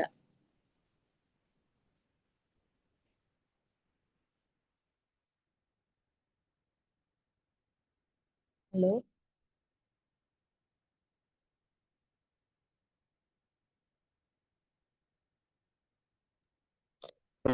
ವಾಯ್ಸ್ ಬರ್ತಾ ಇಲ್ಲ ನಿಮ್ದು. ಡಿಸ್ಕನೆಕ್ಟ್ ಆಗಿತ್ತು. ಸಿಸ್ಟರ್ ಇನ್ನೊಂದ್ಸರಿ ರೀಡ್ ಮಾಡ್ತೀರಾ? ಕೀರ್ತನೆ 41 ಅಧ್ಯಾಯ 3ನೇ ವಚನ 4ನೇ ವಚನ. ಯೆಹೋವನೇ, ನನ್ನ ಬಾಯಿಗೆ ಕಾವಲಿರಿಸು, ನನ್ನ ತುಟಿಗಳೆಂಬ ಕದವನ್ನು ಕಾಯಿ. ನನ್ನ ಹೃದಯವು ದುರಾಚಾರವನ್ನು ಮೆಚ್ಚದಂತೆಯೇ, ನಾನು ದುಷ್ಟರೊಡನೆ ಕೂಡಿ ಕೆಟ್ಟ ಕೆಲಸಗಳನ್ನು ನಡೆಸದಂತೆಯೇ ನನ್ನನ್ನು ಕಾಪಾಡು. ಅವರ ಭೃಷ್ಟನವು ನನಗೆ ಬೇಡವೇ ಬೇಡ. Thank you sister. ಪ್ರಿಯ ಸಹೋದರ ಮತ್ತು ಸಹೋದರರೇ, ಯೆಹೋವ ದೇವರು ನಮ್ಮ ಬಾಯಿನ ಕಾವಲಿರಿಸುತ್ತಾರೆ, ನಮ್ಮ ತುಟಿಗಳೆಂಬ ಕದವನ್ನು ಕಾಯ್ತಾರೆ. ಅಂದ್ರೆ ಯಾವ ತರ ಪ್ರಿಯ ಸಹೋದರ ಮತ್ತು ಸಹೋದರರೇ, ನಾವು ಮೇಲ್ಕಂಡ ವಚನ ನಾವು ನೋಡಿರೋ ಪ್ರಕಾರನೇ ನಮ್ಗೆ ಇಲ್ಲಿ ಹೇಳ್ತಾ ಇರೋದು. ಏನಕ್ಕಂದ್ರೆ ನಮ್ಮ ಹೃದಯದಲ್ಲಿರುವಂತ ದುರಾಚಾರಗಳನ್ನ ನಾವು ಕಡಿವಾಣ ಹಾಕಿದ್ರೇನೆ ನಮ್ಮ ಬಾಯಿಗೂ ಮತ್ತೆ ನಮ್ಮ ತುಟಿಗೂ ಕಡಿವಾಣ ಹಾಕೋದಕ್ ಸಾಧ್ಯ ಆತ್ಮೀಯರೇ. ಮತ್ತೆ ನಮ್ಮ ಒಂದು ನಡೆ ನುಡಿಯಲ್ಲೆಲ್ಲಾನು ಕೂಡ ಸರಿಪಡಿಸ್ಕೋಬೇಕು ಅಂದ್ರೆ ವಾಕ್ಯದ ಪ್ರಕಾರ ನಾವು ನಡಿಲೇಬೇಕು. ಇನ್ನೊಂದು ವಾಕ್ಯ ಓದೋಣ. ಕೀರ್ತನೆ 19ನೇ ಅಧ್ಯಾಯ 14ನೇ ವಚನ. ಯೆಹೋವನೇ ನನ್ನ ಶರಣನೇ, ನನ್ನ ವಿಮೋಚಕನೇ, ನನ್ನ ಮಾತುಗಳು ನನ್ನ ಹೃದಯದ ಧ್ಯಾನವು ನಿನಗೆ ಸಮರ್ಪಕವಾಗಿರಲಿ. Thank you sister. ದಯವಿಟ್ಟು ಪ್ರಿಯ ಸಹೋದರ ಮತ್ತು ಸಹೋದರಿ, ಇದನ್ನ ಎಲ್ಲರೂ ಕೂಡ ಅಂಡರ್ಲೈನ್ ಮಾಡ್ಕೊಳ್ಳಿ. ಇದು ತುಂಬಾ ಇಂಪಾರ್ಟೆಂಟ್ ಆಗಿರುವಂತ ಒಂದು ವಾಕ್ಯನೇ ಇದು. ನಾವು ಮಾಡುವಂತ ಒಂದು ಕೆಲಸ ಕಾರ್ಯಗಳಲ್ಲೇ ಆಗ್ಲಿ, ನಾವು ನಡೆಯುವಂತ ಒಂದು ಸನ್ನಿವೇಶಗಳಲ್ಲೇ ಆಗ್ಲಿ, ಯೆಹೋವರ ದೇವರ ಹತ್ರ ಕೇಳ್ಕೊಳ್ಳುವಂತ ಒಂದು ಒಳ್ಳೆ ಪ್ರಾರ್ಥನೆ ಅಂದ್ರೆ ಇದೇನೆ ನೋಡಿ. ಯೆಹೋವನೇ ನನ್ನ ಶರಣನೇ, ನನ್ನ ವಿಮೋಚಕನೇ, ನನ್ನ ಮಾತುಗಳು ನಿನ್ನ ಹೃದಯದ ಧ್ಯಾನವು ನಿನಗೆ ಸಮರ್ಪಕವಾಗಿರ್ಲಿ. ಪ್ರಿಯ ಸಹೋದರ ಮತ್ತು ಸಹೋದರರೇ, ನಮ್ಮ ದೇವರು ನಮ್ಗೆ ಶರಣರು ಆಗಿರುವಂತ ಅಂದ್ರೆ ಶರಣನೆ ಅಂದ್ರೆ ಏನಂತಂದ್ರೆ ಒಂದು ಈಗ ಸೋಲ್ಜರ್ಸ್ಗೆ ಯಾವ ರೀತಿ ಗುರಾಣಿ ಮತ್ತೆ ಶೆಲ್ಟರ್ಸ್ ಎಲ್ಲ ಹೆಂಗಿರುತ್ತೋ ಅದೇ ತರಾನೇ ಯೆಹೋವ ದೇವ್ರು ಏನ್ ಮಾಡಿದಾರೆ ಅಂದ್ರೆ ನಮ್ಗೆ ಒಂದು ಗುರಾಣಿಯಾಗಿದ್ದಾರೆ. ಮತ್ತೆ ನಮ್ಗೆ ಏನಾಗಿದ್ರೆ ಒಂದು ವಿಮೋಚನೆ ಕೊಟ್ಟಿದ್ದಾರೆ ಯೇಸು ಕ್ರಿಸ್ತನ ಮುಖಾಂತರ. ಇಷ್ಟೆಲ್ಲ ಮಾಡಿರ್ಬೇಕಾದ್ರೆ ನನ್ನ ಮಾತುಗಳಿದೆಯಲ್ಲ ಅದು ದೇವರಿಗೆ ಧ್ಯಾನವಾಗೋ ತರ ಸಮರ್ಪಕವಾಗಿರ್ಲಿ ಅನ್ನೋ ತರ ಇರ್ಬೇಕು ಪ್ರಿಯ ಸಹೋದರ ಮತ್ತು ಸಹೋದರ. ಅಷ್ಟು ಒಳ್ಳೆಯ ಮಾತುಗಳನ್ನ ಮಾತಾಡೋದಕ್ಕೆ ನಾವು ಪ್ರಯತ್ನ ಪಡ್ಬೇಕು.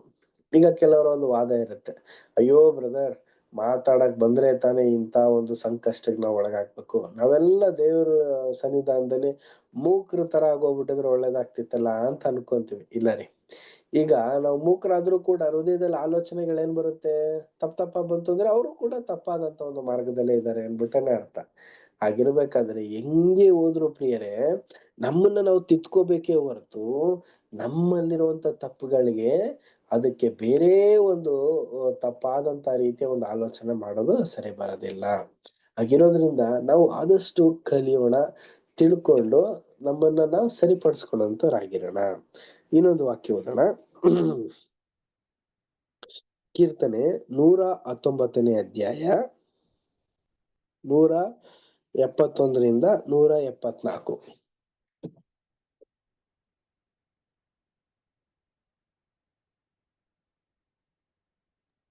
ನನ್ನ ತುಟಿಗಳಿಂದ ಸ್ತುತಿ ಹೊರಡಲಿ, ನಿನ್ನ ನಿಬಂಧನೆಗಳನ್ನು ನನಗೆ ಕಲಿಸಿದ್ದೀಯಲ್ಲ. ನನ್ನ ಸಾಕು ನಾಲಿಗೆಯು sister. ನನ್ನ ತುಟಿಗಳಿಂದ ದೇವರಿಗೆ ಸ್ತುತಿ ಹೊಂದಲ್ಬೇಕು ಪ್ರಿಯರೇ. ದಾವೀದರು ಎಷ್ಟು ಒಳ್ಳೆ ರೀತಿ ಹೇಳ್ತಾ ಇದ್ದಾರೆ. ಈಗ ಪ್ರಿಯ ಸೋದರ ಮತ್ತು ಸೋದರ, ಅದೇ ಪ್ರಕಾರ ನಮ್ಮಲ್ಲೂ ಕೂಡ ನಮ್ಮ ಒಂದು ತುಟಿಗಳಿಂದ ದೇವರಿಗೆ ನಾವು ಏನ್ ಮಾಡ್ಬೇಕು ಅಂದ್ರೆ ಸ್ತುತಿನ ಪಡಿಸ್ಬೇಕು. ಅವರ ಒಂದು ನಿರ್ಬಂಧನೆಗಳಿಂದ ನಾವು ಏನಾಗ್ಬೇಕು ಅಂತಂದ್ರೆ ಅದರಲ್ಲೇ ನಾವು ನಡೆಯುವಂತವ್ರಾಗಿರ್ಬೇಕು ಪ್ರಿಯರೇ. ಇದನ್ನ ಕಾರ್ಯ ಸಾಧಿಸ್ಬೇಕು. ನೆಕ್ಸ್ಟ್ 172ನೇ ವಚನ ಓದಿ. ನನ್ನ ನಾಲಿಗೆಯು ನಿನ್ನ ನುಡಿಗಳನ್ನು ವರ್ಣಿಸಲಿ, ನಿನ್ನ ಆಜ್ಞೆಗಳೆಲ್ಲ ನೀತಿಯೇ. ಆ ನಮ್ಮ ನಾಲ್ಗೆ ಏನಾಗ್ಬೇಕು ಅಂತಂದ್ರೆ ದೇವ್ರ ವಾಕ್ಯಗಳನ್ನೆಲ್ಲ ಇದೆಯಲ್ಲ ಅದನ್ನ ವರ್ಣನೆ ಮಾಡ್ಬೇಕು ರೀ. ಉದಾಹರಣೆ ನೋಡಿ, ದೇವರ ವಾಕ್ಯ ಏನಾಗಿದೆ, ಜೇನುತುಪ್ಪಕ್ಕಿಂತ ಸಿಹಿಯಾದದ್ದು ಅಂತ ವಾಕ್ಯ ಹೇಳುತ್ತೆ. ಈಗ ನಾವು ಎಲ್ಲ ಜೇನುತುಪ್ಪ ತಿಂದಿದೀವಿ, ಅದೇ ಎಷ್ಟು ಸುಮಧುರವಾಗಿ ಸಿಹಿಯಾಗಿದೆ ಅನ್ಬಿಟ್ಟು ನಾವು ಅನುಭವಿಸಿದ್ವಿ. ಅದೇ ಪ್ರಕಾರನೇ ದೇವ್ರ ವಾಕ್ಯ ಇದೆಯಲ್ಲ ಅದನ್ನ ನಮ್ ನಾಲಿಗೆಯಲ್ಲಿ ಒಂದೊಳ್ಳೆ ರೀತಿ ವರ್ಣನೆ ಮಾಡ್ಬೇಕು. ಅದ್ಭುತವಾದಂತ ರೀತಿಯಲ್ಲಿ, ರಸಬದ್ಧವಾದಂತ ರೀತಿಯಲ್ಲಿ ನಾವು ವರ್ಣನೆ ಮಾಡುವಂತರಾಗಿರ್ಬೇಕು. ಅವ್ರ ಆಜ್ಞೆಗಳನ್ನೆಲ್ಲಾನು ನಾವು ನೀತಿ. ಈಗ ಕೆಲವೊಂದು ಆಜ್ಞೆಗಳಿದೆ, ಇದನ್ನ ಮಾಡಕ್ ತುಂಬಾ ಕಷ್ಟ ಇರುತ್ತೆ ಪ್ರಿಯ ಸಹೋದರ ಮತ್ತು ಸಹೋದರರೇ. ಅಂತದೆಲ್ಲನು ಕೂಡ ದೇವರು ಅದು ಮಾಡಿದ್ದಾರೆ ಅಂದ್ರೆ ನೀತಿಗಾಗೇನೆ. ಅದನ್ನ ನಾವು ನೀತಿನ ಕಾಪಾಡ್ಕೊಂಡು ಹೋಗ್ಲೇಬೇಕು. ನೋಡಿ, ಆ ನೀತಿಗೋಸ್ಕರನೇ ತಂದೆ ದೇವರು ತನ್ನ ಮಗನ್ನೇ ಕೈ ಬಿಟ್ರು ಪ್ರಿಯ ಸಹೋದರ ಮತ್ತು ಸಹೋದರಿಯರೇ. ಅದೇ ಪ್ರಕಾರನೇ ನಾವು ಕೂಡ ದೇವರ ಒಂದು ನೀತಿಗಾಗಿ ನಮ್ಮ ಒಂದು ಹಳೆ ಸ್ವಭಾವನ ನಾವು ಕೈ ಬಿಟ್ಟು ಒಂದು ನೂತನವಾದಂತ ರೀತಿಯಲ್ಲಿ ಆ ಒಂದು ಆಜ್ಞೆಗಳನ್ನ ಕೈಗೊಂಡು ನಡಿಲೇಬೇಕು. 173ನೇ ವಚನ ಓದಿ ಸಿಸ್ಟರ್. ನಿನ್ನ ನೇಮಗಳನ್ನು ಆರಿಸಿಕೊಂಡಿದ್ದೇನೆ, ನಿನ್ನ ಕೈ ನನಗೆ ನೆರವಾಗಲಿ. ಏನದು ನೇಮಗಳು? ದೇವ್ರು ಏನ್ ಆರಿಸ್ಕೊಂಡಿದ್ದಾರೆ? ಏನ್ ಅವರು ನಮ್ಮ ಕೈ ಮೇಲೆ ನೇರವಾಗಿದೆ ಪ್ರಿಯ ಸಹೋದರ ಮತ್ತು ಸಹೋದರಿ? ಯೆಹೋಶುವ ಅದರಲ್ಲಿ ಅದಕ್ಕಿಂತ ಜ್ಞಾನೋಕ್ತಿ 1:29 ಓದಿ. ಅದ್ರಲ್ಲಿ ಹೇಳ್ತಾರೆ ನೋಡಿ, ಜ್ಞಾನೋಕ್ತಿ 1ನೇ ಅಧ್ಯಾಯ 29ನೇ ವಚನ. ಏನದು ನೇಮಗಳು? ಏನ್ ಆರಿಸ್ಕೊಂಡಿದ್ದಾರೆ? ಏನದು ಕೈಗೊಂಡು ನಾವು ನೆರವೇರಿಸಬೇಕು? ಜ್ಞಾನೋಕ್ತಿ 1ನೇ ಅಧ್ಯಾಯ 29ನೇ ವಚನ. ಯಾಕೆಂದರೆ ಯೆಹೋವನ ಭಯಭಕ್ತಿಗೆ ಮನಸ್ಸಿಲ್ಲದೆ ತಿಳುವಳಿಕೆಯನ್ನು ಅಗೆ ಮಾಡಿದವರು ನನ್ನ ಆಲೋಚನೆಯನ್ನು ಕೇಳಲೊಲ್ಲದೆ ನನ್ನ ಗದರಿಕೆಯನ್ನೆಲ್ಲ ತಾತ್ಸಾರ ಮಾಡಿದ್ದರು.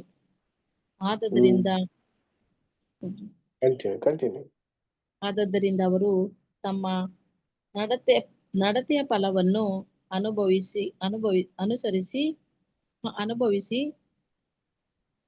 ಸಾಕ ಬ್ರದರ್? ಸಾಕು ನೋಡಿದ್ರ ಪ್ರೇರ್, ಇದೆಲ್ಲ ಏನಾಗಿದೆ ಅಂದ್ರೆ ನೇಮಗಳು ಅಂದ್ರೆ ಎಚ್ಚರಿಕೆಯ ಮಾತುಗಳು ಪ್ರಿಯ ಸೋದರ ಮತ್ತು ಸೋದರರೇ. ದೇವ್ರು ಏನ್ ಮಾಡಿದ್ದಾರೆ ಅಂತಂದ್ರೆ ತನ್ನ ನಿರ್ಬಂಧಗಳನ್ನು, ಅವರ ಒಂದು ನಿರ್ಬಂಧನೆಗಳು ಮತ್ತೆ ಅವ್ರದ್ದಾದಂತ ಒಂದು ಕಟ್ಟಳೆಗಳನ್ನೆಲ್ಲನೂ ಕೂಡ ಏನ್ ಮಾಡಿದ್ದಾರೆ ಅಂದ್ರೆ ನೇಮಕವಾಗಿ ನಮಗೆ ಕೊಟ್ಟಿದ್ದಾರೆ. ಇದನ್ನ ನಾವು ಕೈಗೊಂಡು ನೆರವೇರಿಸ್ಬೇಕು ಪ್ರಿಯ ಸೋದರ ಮತ್ತು ಸೋದರರೇ. ಹೆಚ್ಚು ಕಮ್ಮಿ ಬೈಬಲ್ ನಲ್ಲಿ ಬರೀ 10 ಆಜ್ಞೆಗಳಿಲ್ಲ ರೀ, 606 ಆಜ್ಞೆಗಳಿದೆ. ಇದನ್ನ ನಾವು ಕೈಗೊಂಡು ನೆರವೇರಿಸ್ಬೇಕು ಪ್ರಿಯ ಸಹೋದರ ಮತ್ತು ಸಹೋದರಿ. ಇದು ನಮ್ಮ ಜವಾಬ್ದಾರಿಯಾಗಿದೆ. ಇದನ್ನೆಲ್ಲ ನಾವು ನೆರವೇರಿಸಿದ್ರೇನೆ ನಾವು ದೇವರ ಮಕ್ಕಳು ಆಗಿರೋದಕ್ಕೆ, ಅಂಗೀಕರಿಸ್ಕೊಳ್ಳೋದಕ್ಕೆ ಯೋಗ್ಯರಾಗಿ ಕಾಣಿಸ್ತೀವಿ. ಇನ್ನಿದು 606 ಆಜ್ಞೆಗಳ ಲಾಸ್ಗಳನ್ನು ನಾವು ನೆರವೇರಿಸ್ಬೇಕಾ? ನಿಜವಾಗ್ಲೂ ಇದೆ ಪ್ರಿಯ ಸಹೋದರ ಮತ್ತು ಸಹೋದರರೇ. ಸಣ್ಣ ಪುಟ್ಟ ಒಂದು ಆಜ್ಞೆಗಳಲ್ಲ ರೀ, ಇನ್ನೂ ಸಣ್ಣ ಪುಟ್ಟ ಒಂದು ಆಜ್ಞೆಗಳು, ದೊಡ್ಡದಾದಂತ ಆಜ್ಞೆಗಳು, ನಮಗೆ ಅವರವರ ಒಂದು ಶಕ್ತಿ ಸಾಮರ್ಥ್ಯಕ್ಕೆ ತಕ್ಕಂತ ಒಂದು ಆಜ್ಞೆಗಳೆಲ್ಲಾನು ದೇವರು ಕೊಟ್ಟಿದ್ದಾರೆ. ಅದನ್ನ ಆದಷ್ಟು ನಾವು ಒಂದು ಪೂರ್ಣ ಹೃದಯದಿಂದ, ಪೂರ್ಣ ಮನಸ್ಸಿನಿಂದ ನಾವು ನೆರವೇರಿಸೋದಕ್ಕೆ ಪ್ರಯತ್ನನ ಪಡುವಂತವರಾಗಿರೋಣ. ಅದೇ ನಿಬಂಧನೆಗಳು. ನೆಕ್ಸ್ಟ್ 174ನೇ ವಚನ ಓದಿ. ಯೆಹೋವನೇ, ನಿನ್ನಿಂದುಂಟಾಗುವ ರಕ್ಷಣೆಯನ್ನು ಕೋರುತ್ತೇನೆ. ನಿನ್ನ ಧರ್ಮಶಾಸ್ತ್ರವೇ ನನ್ನ ಆನಂದವು. ನೋಡಿದ್ರ ಈಗ ನಮ್ಗೆ ಏನ್ ಆನಂದ? ಡೈಲಿ ಟಿವಿ ನೋಡ್ತಾ ಇದ್ರೆ ಆನಂದ, ಡೈಲಿ ರೀಲ್ಸ್ ನೋಡ್ತಾ ಇದ್ರೆ ಆನಂದನಾ? ಇಲ್ಲ ಪ್ರಿಯ ಸಹೋದರ ಮತ್ತು ಸಹೋದರಿಯರೇ, ನಮ್ಗೆ ಅದೆಲ್ಲ ಪ್ರಿಯರೇ. ನಮಗೆ ಏನ್ ಆನಂದವಾಗಿರ್ಬೇಕು ಪ್ರಿಯ ಸಹೋದರ ಮತ್ತು ಸಹೋದರಿಯರೇ? ದೇವರ ಒಂದು ವಾಕ್ಯನ ನಾವು ಧ್ಯಾನ ಮಾಡೋದು, ಧರ್ಮಶಾಸ್ತ್ರದಲ್ಲಿರುವಂತ ಒಂದು ವಿಚಾರಗಳನ್ನ ತಿಳ್ಕೊಳ್ಳೋದು, ನಮ್ಗೆ ರಕ್ಷಣೆಗೆ ಸಂಬಂಧಪಟ್ಟಂತ ಒಂದು ವಿಚಾರಗಳನ್ನ ಅದನ್ನ ನಾವು ಅಳವಡಿಸ್ಕೊಂಡು ನಮ್ಮ ಜೀವನದಲ್ಲಿ ನಾವು ನಡ್ಕೊಂಡು ಅದನ್ನ ವೃದ್ಧಿಪಡಿಸೋದಿದೆಯಲ್ಲ, ಇದು ನಮ್ಮ ಜೀವನದಲ್ಲಿ ಆನಂದವಾಗಿರ್ಬೇಕು ಪ್ರಿಯರೇ. ಈ ತರ ನಾವು ಆನಂದವಾಗಿ ದೇವರ ವಾಕ್ಯನ ನಾವು ಕೈಗೊಂಡು ಮನಪೂರ್ವಕ ನಾವು ನಡೆದ್ವಿ ಅಂದ್ರೆ ದೇವರು ಖಂಡಿತವಾಗ್ಲು ತುಂಬಾ ಮೆಚ್ಚುಗೆ ಆದಂತ ಬಲ ನಂಬಿಗಸ್ತ ಆಳೆ ಅಂತ ಹೇಳ್ಬಿಟ್ಟು ನಮ್ಗೆ ಅಪ್ರಿಶಿಯೇಟ್ ಮಾಡುವಂತ ಒಂದು ಸಾಧ್ಯತೆ ಹೆಚ್ಚಾಗಿರುತ್ತೆ. ನೆಕ್ಸ್ಟ್ ಪ್ಯಾರ ನಾವು ರೀಡ್ ಮಾಡೋಣ. ನೆಕ್ಸ್ಟ್ ಪ್ಯಾರ ಯಾರು ರೀಡ್ ಮಾಡ್ತೀರಾ? ನಮ್ಮ ದಿವ್ಯಾ ಸಿಸ್ಟರ್ ರೀಡ್ ಮಾಡ್ತೀರಾ? ಇಲ್ಲ ಅಂದ್ರೆ ನಮ್ಮ ರವಿ ಬ್ರದರ್ ಇದ್ದಾರೆ. ರವಿ ಬ್ರದರ್ ಟೆಕ್ಸ್ಟ್ ಬುಕ್ ಇದೆಯಾ? ಇದೆ brother. Text book Ravi brother ನೀವು ರೀಡ್ ಮಾಡಿ ಬ್ರದರ್. ಓಕೆ ಸಿಸ್ಟರ್ ಇದ್ದಾರೆ, ಸಾನಾ ಸಿಸ್ಟರ್ ಯಾರಿದ್ದಾರೆ ಅವ್ರು ಕೇಳ್ಕೊಡಿ. ಇಲ್ಲ ಬ್ರದರ್, ಅವ್ರಿಲ್ಲ. ಓಕೆ, ನಾನೇ ಮೊದ್ಲಾ? ಓದಿದೆ ಬ್ರದರ್. ನಾವು ಅಪೂರ್ಣರಾಗಿರಲಾಗಿ ನುಡಿಯಲ್ಲಿಯೂ ನಡೆಯಲ್ಲಿಯೂ ಪರಿಪೂರ್ಣರಾಗಿರುವುದು ಅಸಾಧ್ಯ. ನಮ್ಮ ಅತ್ಯುತ್ತಮವಾದ ಪ್ರಯತ್ನಗಳ ಮೂಲಕವಾಗಿಯೂ ಸಹ ಕೆಲವು ವೇಳೆ ನಾವು ನುಡಿಯಲ್ಲಿ ಹಾಗೂ ನಡೆಯಲ್ಲಿ ತಪ್ಪುವುದುಂಟು. ಆದರೂ ಜಾಗರೂಕರಾಗಿ ಮತ್ತು ನಂಬಿಗಸ್ತರಾಗಿ ಪ್ರಯತ್ನಿಸುವುದರ ಮೂಲಕ ನಮ್ಮ ಮಾತಿನಲ್ಲಿ ಹಾಗೂ ವರ್ತನೆಯಲ್ಲಿ ಸಂಪೂರ್ಣವಾದ ಪರಿಪಕ್ವತೆಯನ್ನು ಪಡೆಯಲು ಬಯಸುವರಾಗಬೇಕು. ಹೀಗಿದ್ದಾಗ್ಯೂ ಸುಮ್ಮನೆ ಆಡಿದ ಪ್ರತಿಯೊಂದು ಮಾತಿನ ವಿಷಯವಾಗಿ ನಾವು ನ್ಯಾಯ ವಿಚಾರಣೆ ದಿನದಲ್ಲಿ ಉತ್ತರ ಕೊಡಬೇಕು. ನಮ್ಮ ಅನುದಿನದ ನಡಾವಳಿಯನ್ನು ಪರಾಮರ್ಶಿಸುವುದು ಪ್ರತಿಯೊಬ್ಬ ಕ್ರೈಸ್ತನ ಕರ್ತವ್ಯವಾಗಿದ್ದು, ಮತ್ತು ಹೀಗೆ ಪರಾಮರ್ಶಿಸುವಾಗ ಯಾವುದೇ ಒಂದು ವಿಧವಾಗಿ ನಮ್ಮ ಮಾತುಗಳಿಂದ ಕರ್ತನಿಗೆ ಅಗೌರವ ಉಂಟಾಗಿರುವುದು ಕಂಡು ಬಂದಿದ್ದೇ ಆದಲ್ಲಿ ನಾವು ನೆನಪಿಡಬೇಕಾದುದೇನೆಂದರೆ, ಯಾವನಾದರೂ ಪಾಪ ಮಾಡಿದರೆ ತಂದೆಯ ಬಳಿಯಲ್ಲಿ ನೀತಿವಂತನಾದ ಯೇಸು ಕ್ರಿಸ್ತನೆಂಬ ಸಹಾಯಕನು ನಮಗಿದ್ದಾನೆ. 1 ಯೋಹಾನ 2:1 ಮತ್ತು ಈ ಸಹಾಯಕನ ಹೆಸರಿನಲ್ಲಿ ನಾವು ಕೃಪಾಸನದ ಬಳಿಗೆ ಹೋಗಿ ನಮ್ಮ ಪರಲೋಕದ ತಂದೆಗೆ ನಮ್ಮ ತಪ್ಪುಗಳು ನಮಗೆ ಗ್ರಹಿಕೆಯಾಗಿರುವುದನ್ನು ವಿವರಿಸಿ ಆತನ ಹೆಸರನ್ನು ಮತ್ತು ಆತನ ಮಾರ್ಗವನ್ನು ಪರಿಶುದ್ಧವಾದ ನಡವಳಿಕೆ ಮತ್ತು ಸಂಭಾಷಣೆಗಳ ಮೂಲಕ ಮಹಿಮೆಪಡಿಸುವುದರಲ್ಲಿ ನಾವು ವಿಫಲರಾದದ್ದಕ್ಕಾಗಿ ಗಾಢವಾದ ಸಂತಾಪವನ್ನು ಸೂಚಿಸುವರಾಗಿ, ಈ ಪಾಪವು ನಮ್ಮ ಲೆಕ್ಕಕ್ಕೆ ಸೇರಿಸಲ್ಪಡದಿರಲು ಮತ್ತು ಪಾಪ ವಿಶುದ್ಧಿಗಾಗಿ ಕ್ರಿಸ್ತನಲ್ಲಿ ಮಾಡಿರುವ ಕೃಪಾಪೂರ್ಣವಾದ ಏರ್ಪಾಟಿನ ಮೂಲಕವಾಗಿ ಅದನ್ನು ಅಳಿಸಿ ಹಾಕುವುದಕ್ಕಾಗಿ ದೀನತೆಯಿಂದ ವಿಜ್ಞಾಪಿಸಿಕೊಳ್ಳಬೇಕು. ಇದನ್ನು ನಮ್ಮ ನಿರೀಕ್ಷೆ ಮತ್ತು ಭರವಸೆಗಳೆಲ್ಲವೂ ಆತನ ಅಮೂಲ್ಯವಾದ ರಕ್ತದ ಮೇಲಿರುವುದೆಂಬುದಾಗಿ ಅರಿಕೆ ಮಾಡಿಕೊಳ್ಳುವುದರ ಮೂಲಕವಾಗಿ ಮಾಡಿಕೊಳ್ಳಬೇಕು. Thank you brother.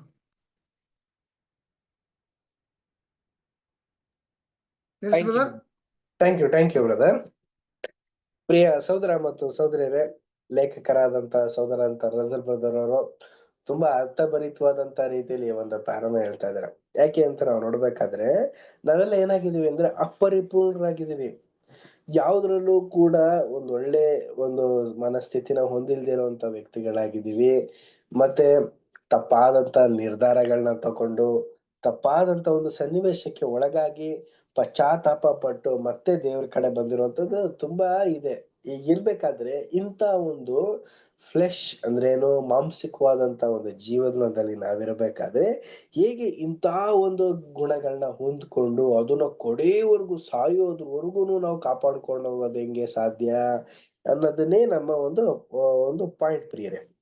ಈಗ ನೋಡಿ, ನಮ್ಮ ಲೇಖಕರು ಏನ್ ಹೇಳ್ತಾ ಇದಾರೆ ಅಂದ್ರೆ, ನಮ್ಮ ಮಾತಿನಲ್ಲಿ ಆಗ್ಲಿ ನಮ್ಮ ವರ್ತನೆಗಳಲ್ಲಾಗ್ಲಿ ಸಂಪೂರ್ಣವಾಗಿ ನಾವು ಸರಿ ಆಗೋದಕ್ಕೆ ತುಂಬಾ ಕಷ್ಟ ಇದೆಯಂತೆ. ಆದ್ರೆ ಪ್ರತಿದಿನನೂ ಕೂಡ ನಾವು ಸ್ವಲ್ಪ ನಾವು ತರಬೇತಿನ ಹೊಂದ್ಕೊಂಡ್ರೆ ನಾವು ಉನ್ನತವಾದಂತ ರೀತಿ ಬರ್ತೀವಂತೆ. ನೋಡಿ, ಅಲ್ಲೂ ಕೂಡ ಒಂದು ಉದಾಹರಣೆ ಕೊಡ್ತಾರೆ. ಈಗ ನಾವು ಒಂದು ಕೆಲ್ಸನ ಕಲಿಯಕ್ಕೆ ಅಂತ ಹೋಗ್ತೀವಿ ಅನ್ಕೊಳ್ಳಿ. ಉದಾಹರಣೆ, ಈಗ ಒಂದು ಟೈಲರಿಂಗ್ ಸ್ಟಾರ್ಟಿಂಗ್ ನೋಡ್ದಾಗ ಹೆಂಗ್ ಅನ್ಸುತ್ತೆ, ಓ ಏನ್ ಮಿಷಿನ್, ಏನಪ್ಪಾ ಇದು, ಹೆಂಗೆಲ್ಲ ಕ್ರಾಸ್ ಕಟ್ಟಿಂಗು ಎಲ್ಲ ಎಷ್ಟ್ ಕಷ್ಟ ಇದೆ ಅಂತ ಅನ್ಸುತ್ತೆ. ಅದೇ ಕಲ್ತು ಕಲ್ತು ಕಲ್ತು ಏನಾಗತ್ತೆ ಅಂತಂದ್ರೆ, ಕಲಿಯುವವರೆಗೂ ಬ್ರಹ್ಮ ವಿದ್ಯೆ ಕಲ್ತ ಮೇಲೆ ಕೋತಿ ವಿದ್ಯೆ ಅಂತ ಒಂದು ಗಾದೆ ಇಲ್ವಾ, ಅದೇ ಪ್ರಕಾರನೇ ಪ್ರಿಯರೇ.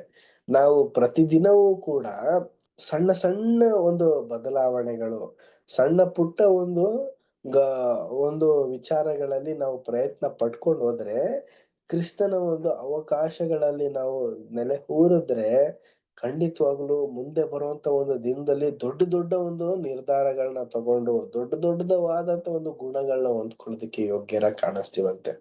ಯಾವನಾದರೂ ಪಾಪ ಮಾಡಿದರೆ ತಂದೆಯ ಬಳಿಯಲ್ಲಿ ನೀತಿವಂತನೆಂದು ಕ್ರಿಸ್ತನು ಯೇಸು ಕ್ರಿಸ್ತ ಸಹಾಯಕನಾಗಿದ್ದಾನೆ.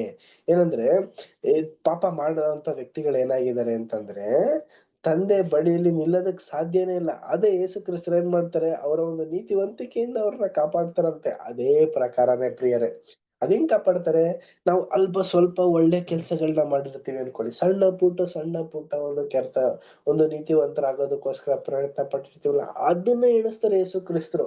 ಅದ್ರ ಮುಖಾಂತರ ದೊಡ್ಡ ದೊಡ್ಡ ಒಂದು ವಿಚಾರದಲ್ಲಿ ನಮ್ಗೆ ಏನ್ ಮಾಡ್ತಾರೆ ಅಂದ್ರೆ, ಸಹಾಯಕನಾಗಿದ್ಕೊಂಡು ನಮಗೆ ತಂದೆಯ ದೇವರ ಮಧ್ಯದಲ್ಲಿ ನಮ್ನ ಇನ್ನೂ ಹೆಚ್ಚಾಗಿ ಬಿಂಬಿಸ್ತಾರಂತ ಪ್ರಿಯ ಸಹೋದರ ಮತ್ತು ಸಹೋದರರೇ.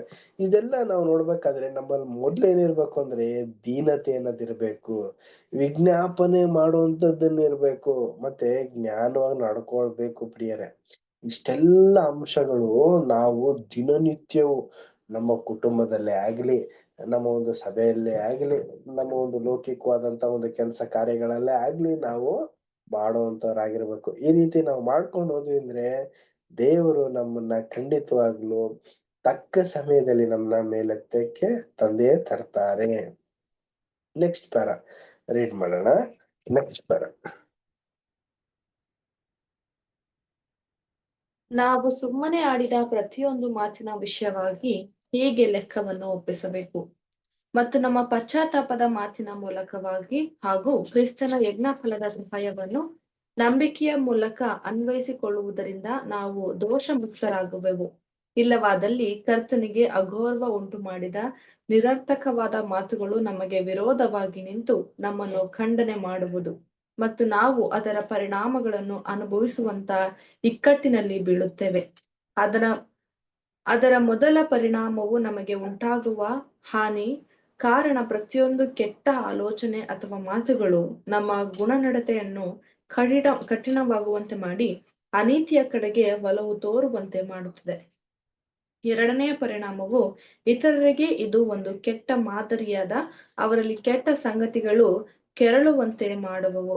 ಮೃದುವಾದ ಪ್ರತ್ಯುತ್ತರವು ಸಿಟ್ಟನ್ನೇರಿಸುವುದು, ಬಿರುನುಡಿಯು ಸಿಟ್ಟನ್ನೇರಿಸುವುದು. ಜ್ಞಾನೋಕ್ತಿ 15ನೇ ಅಧ್ಯಾಯ 1ನೇ ವಚನ. ಹೀಗೆ ಅವಿವೇಕದ ಮತ್ತು ನಿಷ್ಕರುಣೆಯ ಮಾತುಗಳಿಂದ ನಾವು ನಮ್ಮ ಸುತ್ತಮುತ್ತಲಲ್ಲಿ ತೊಂದರೆಯನ್ನು ಎಬ್ಬಿಸಿಕೊಳ್ಳಬಹುದು.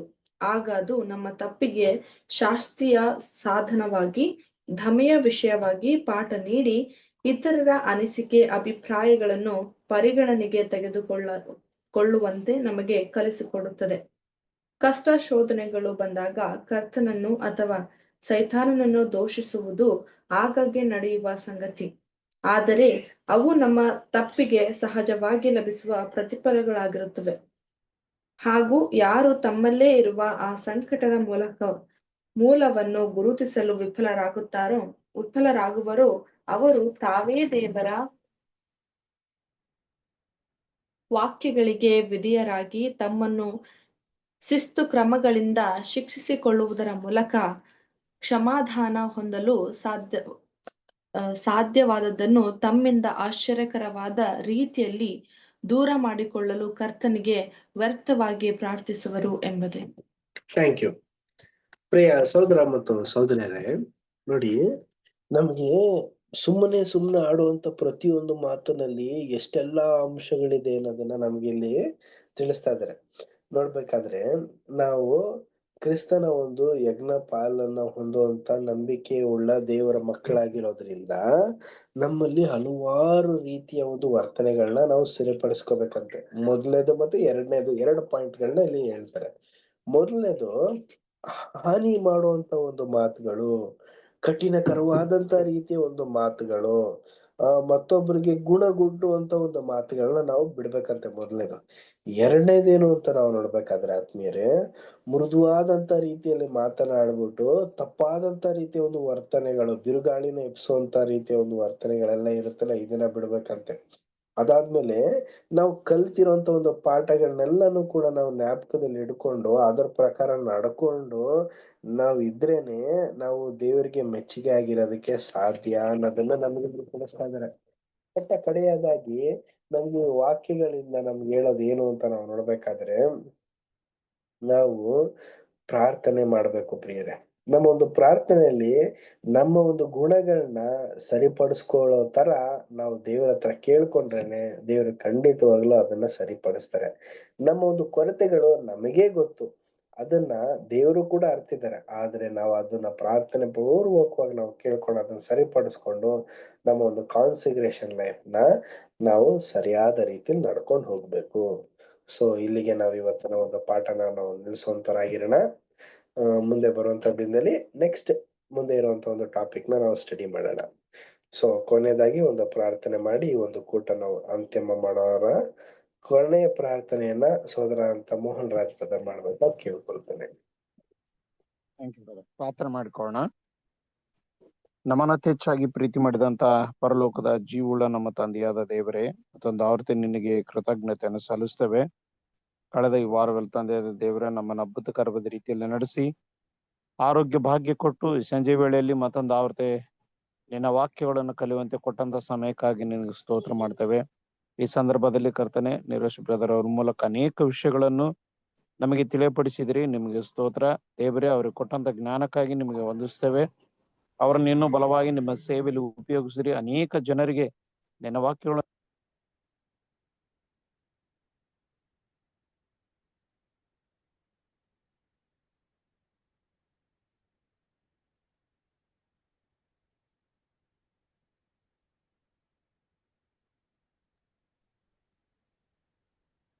ಕೇಳಿಸ್ತಾ ಇಲ್ಲ. ಮೋಹನ್ ರಾಜ್ ಬ್ರದರ್ ಮ್ಯೂಟ್ ಆಗಿದೆ ನೋಡಿ. ಬ್ರದರ್ ಕೇಳಿಸ್ತಾ ಇದ್ದೇನೆ ಬ್ರದರ್? ಈಗ ಕೇಳಿಸ್ತಾ ಇದೆ ಬ್ರದರ್. ಪ್ರೇಯರ್ ಮಾಡಿ. ಪ್ರಾರ್ಥನೆ ಮಾಡಿಕೊಳ್ಳೋಣ. ಕೇಳಿಸ್ತದ ಬ್ರದರ್? ಈಗ ಕೇಳಿಸ್ತಾ ಇದೆ ಬ್ರದರ್. ಪ್ರಾರ್ಥನೆ ಮಾಡೋಣ. ಸರ್ವಶಕ್ತನು, ಮೋಹನತನು, ಸರ್ವ ಸೃಷ್ಟಿಗೆ ಯಜಮಾನ ಆಗಿರ್ತಕ್ಕಂಥ ಪರಲೋಕದ ಜೀವಗಳು ನಮ್ಮ ತಂದೆಯ ದೇವರೇ, ಮತ್ತೊಂದು ಆರ್ತಿ ನಿನಗೆ ಸ್ತೋತ್ರ ಮಾಡ್ತೇವೆ. ಈ ಸಂಜೆ ವೇಳೆಯಲ್ಲಿ ಮತ್ತೊಂದು ಆರ್ತಿ ನಿನ್ನ ವಾಕ್ಯಗಳನ್ನು ಕಲಿಯುವಂತೆ ಕೊಟ್ಟಂತ ಸಮಯಕ್ಕಾಗಿ ಸ್ತೋತ್ರ. ಈ ಸಂದರ್ಭದಲ್ಲಿ ತಂದೆಯಾದ ದೇವರೇ, ನಿರಶ್ ಬ್ರದರ್ ಅವರನ್ನು ನಮ್ಮ ಮಧ್ಯದಲ್ಲಿ ಉಪಯೋಗಿಸಿದ್ದೀರಿ. ಅವರ ಮೂಲಕ ಅನೇಕ ವಿಷಯಗಳನ್ನು ನಮಗೆ ತಿಳಿಯಪಡಿಸಿದಕ್ಕಾಗಿ ನಿನಗೆ ವಂದನೆಗಳನ್ನು ಸಲ್ಲಿಸ್ತೇವೆ.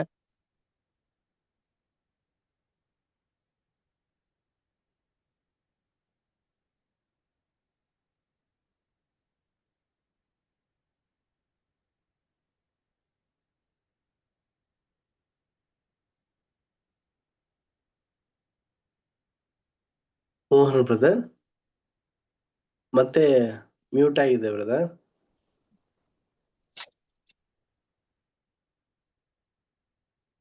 ನಂದು ಮೈಕ್. Okay brother. ಓಕೆ, ಆಮೇಲೆ ಆಮೇಲೆ thank you brothers and sisters. ನಮಸ್ತೆ ನಮಸ್ತೆ ಬ್ರದರ್ ಅಂಡ್ ಸಿಸ್ಟರ್ಸ್. ನಮಸ್ತೆ ಸಿಸ್ಟರ್ ಬ್ರದರ್ ಎಲ್ಲ ನಮಸ್ತೆ.